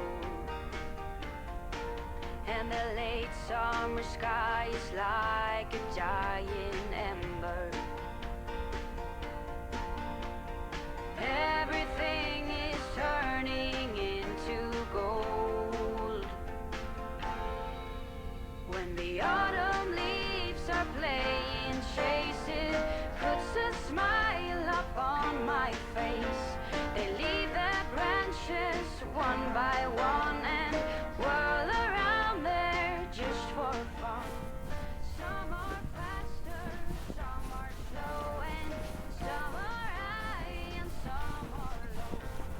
Dancing through the last days of September.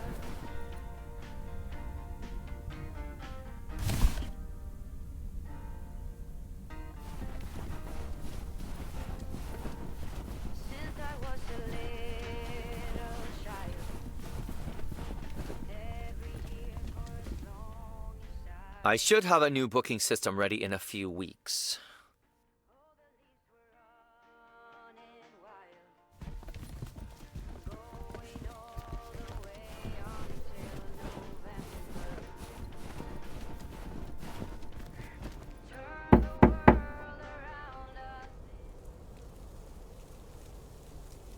P.O. tuxedo service. He's not in.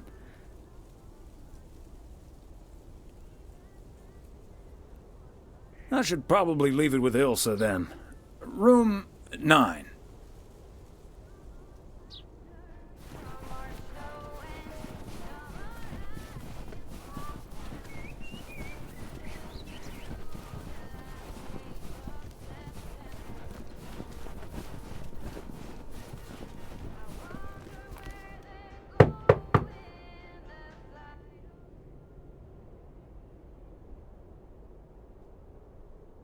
P.O. tuxedo service.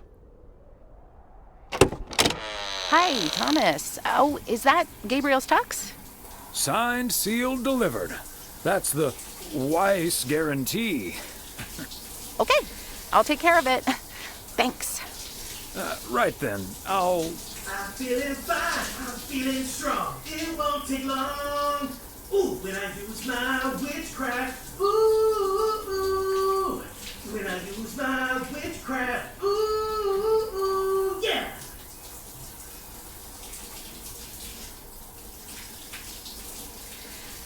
Well...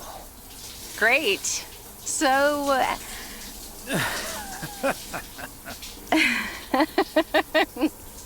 See you tonight at the diner. Oh, and thank you. My pleasure, Ilsa.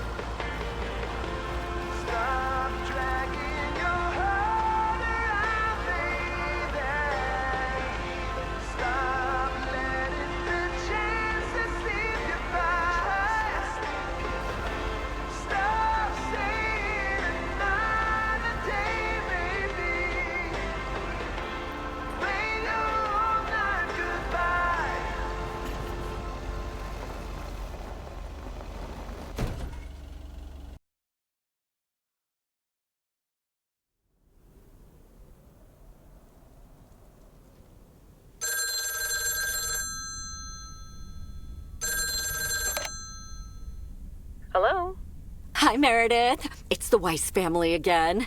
We wanted to wish you a happy new year before we're going to Moe's. Hey, thanks. We've got a little over an hour left here before it's 1986. You'll watch out for those fireworks, won't you? They're so unpredictable. I will. I'll probably stay inside anyways. We've got 4 more hours to go, but Happy New Year! I'd rather be early than late. Are you going anywhere to celebrate? Thanks, Dad. We're all a bit drained after making the deadline. Some guys from the office were going to do a ER Kung Fu tournament, but I didn't feel like it. A Kung Fu tournament? On New Year's Eve? Yes, Mom, it's a video game. But Tess and I are going to watch Trading Places instead at my place. I think that New Year's Eve is overrated anyway. People seem to think it must be the best night of the year, but all you usually get is a lot of drama and a solid hangover. My New Year's resolution was not to make a big deal out of New Year's Eve anymore. And it looks like I'm not going to break it. But don't let that ruin your evening.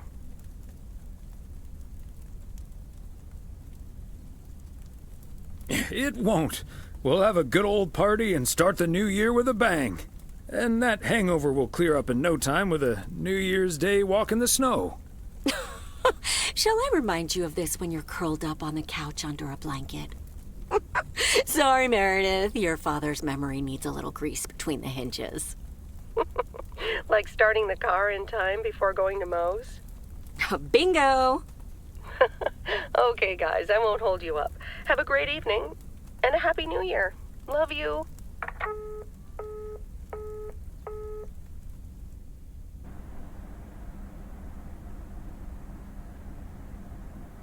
My beautiful people, may I have your attention for half a minute? First of all, welcome to Moe's. We're excited to celebrate the last few moments of 1985 together with you. It was quite an undertaking to host this New Year's Eve party, and a costly one at that. So, if you feel inclined to end the year on a generous note, you know where the tip jar is. We've got snacks and drinks aplenty. So I'm sure that even the grumpiest so-and-so will be able to have a great evening. Thank you all for coming. Cheers! Well, if it isn't my favorite KNW6 news team. In the flesh. Hi, Thomas. Nice tuxedo, Gabriel. Thank you. And thanks for making sure I got it. I put it on right after I got out of that shower. He toweled off first. Don't worry. There we go. Champagne for my real friends and real pain for my sham friends. Ah, good to see you, man. So, is the segment on Providence Oaks in the can yet? Almost, my friend. Still have to shoot the countdown to the new year. Hopefully that gives us the ending we need. I've been promised a spectacle. Easy on the alcohol there, Connor. We still need you on camera. Can't have you slurring your words.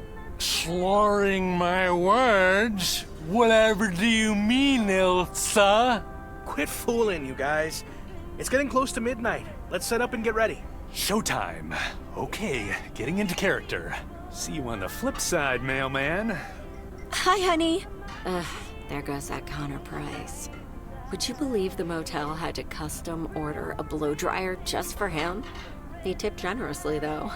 Oh, is that Beth sitting over there? Let's join her. Good evening, my dearest of friends. Almost time for Auld Lang Syne, eh? Did you know that Auld Lang Syne was written down by Robert Burns in the 18th century? And that he based it on an old Scottish folk song? He wrote it to a different melody than the one we sing today, but I have to say, I do like this version. And it's often sung after a special dinner where haggis is served, would you believe?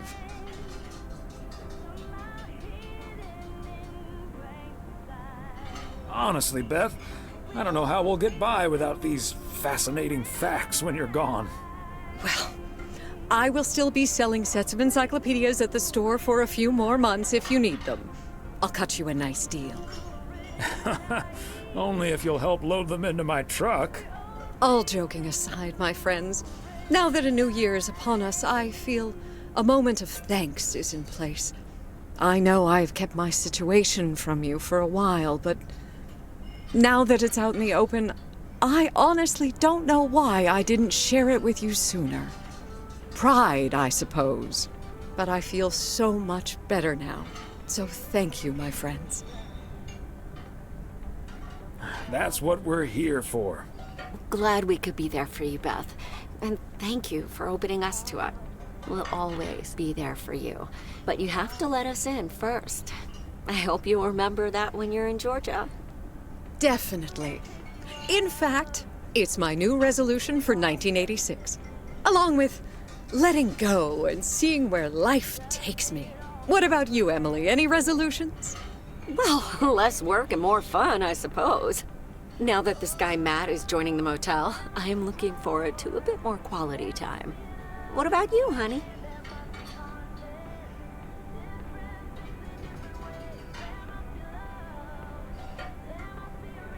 I'd like to head out to Meredith next year. Yes, we should. It would be great to see her again. Should old acquaintance be forgot and never brought to mind? Well, whatever the future brings, this old acquaintance here will be hard-pressed to ever forget you two.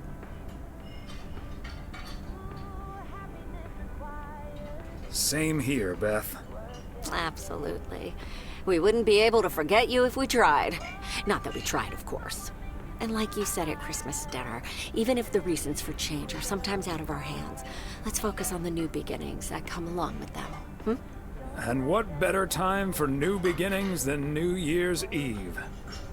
Attention, folks! It's showtime!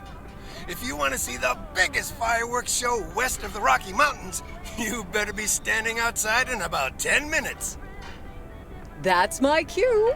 From a little spark may burst a flame, as Dante once put it.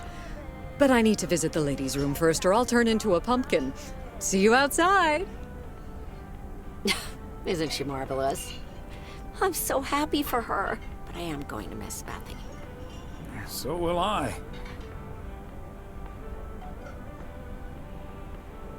Seeing a parcel addressed to the bookstore always brightened my mood. It makes me feel a bit melancholic. Even more than I usually am on New Year's Eve. This odd feeling of looking back and forward at the same time, and now I'm doing that over a much longer period than just the coming and going of the year. I know what you mean, and there's nothing wrong with that. It's good to have something to look forward to. And we sure have something to look forward to, don't we? I guess that's what's most important in life. But let's enjoy the here and now instead. Our wise and beautiful daughter just taught us not to demand that this should be the best evening of the year. But we're allowed to try it, right? So this is where my speech ends, my dear husband. And now I need a glass of champagne. I'll drink to that, and to you, and all the good things the new year will bring us. Maureen, I need champagne. For me and my beautiful wife. You got it, sir. Just grab your glasses and join me in the bottle outside. It's less than a minute now. 20 seconds on go, Mr. Price. Go. And so, 1985 draws to a close. With mere seconds left in the year, I've been told this little lake town will strive to end 85 with a bang. In 10, 9, 8, 7, 6, 5, 4. Holy Toledo! Ilsa, are we getting this? Son of a... Somebody check on Frank!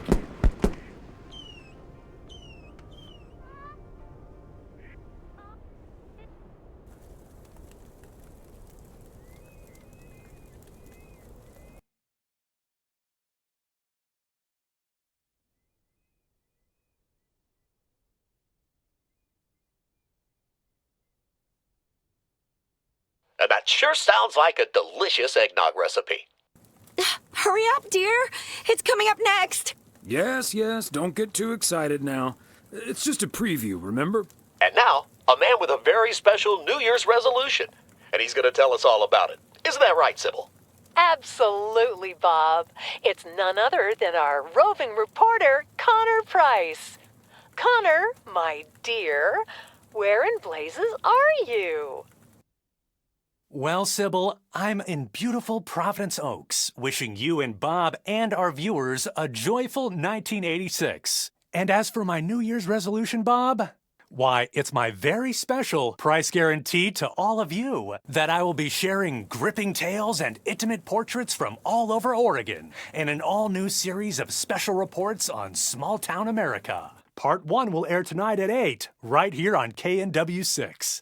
And it will be all about the gorgeous little lake town where I was fortunate enough to spend the waning days of 1985.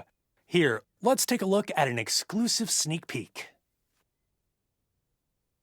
Providence Oaks, an idyllic town by a lake just south of Melville. It's where this reporter counted down to 1986. And although, unfortunately, the fireworks started a little early, so we didn't quite manage to catch them on tape. Take it from me, it was quite the spectacle, courtesy of postal worker Frank Coleman. Just a faulty batch of leftover 4th of July material, I guess. Not mine, anyway. No siree. But I'm all right, folks. Really, everyone can stop calling me at home. I'm A-OK. And perhaps that encapsulates the true nature of Providence Oaks, or P.O., as it's called by those who know and love it. It's a town where even when things don't go as planned, folks will be all right and A-OK. It's just, we help each other out, and there's nothing we can't fix. A town where first impressions can be deceiving. This town may look sleepy from the outside, but trust me, there's always so much stuff to do and take care of. Ugh. A town where generations have grown up. It's a great place to raise kids, and also a great place to have been raised as a kid. Myself, I mean. Back when I was a kid, being raised here. Was that okay? A town where patience is still a virtue. To be honest, I'm not entirely sure if this is where I'll find what I'm looking for, but I do know I can keep looking here for as long as I want, and that feels great. A town full of unique individuals that, deep down, have more in common than you'd think. The average Providence Okian probably doesn't exist. We do tend to keep to ourselves until someone needs us. Then we show up. Always. A town you can't help but love. I just think it's the best place in the whole wide world. Sue me. And where everyone has a story to tell. To me, it's all about the people. Because... Yes, well, leave it to the mailman to say it best. This is home. Indeed. Providence Oaks, like so many other places in our great state of Oregon, is a small town with a big heart. This is Connor Price, KNW6, P.O.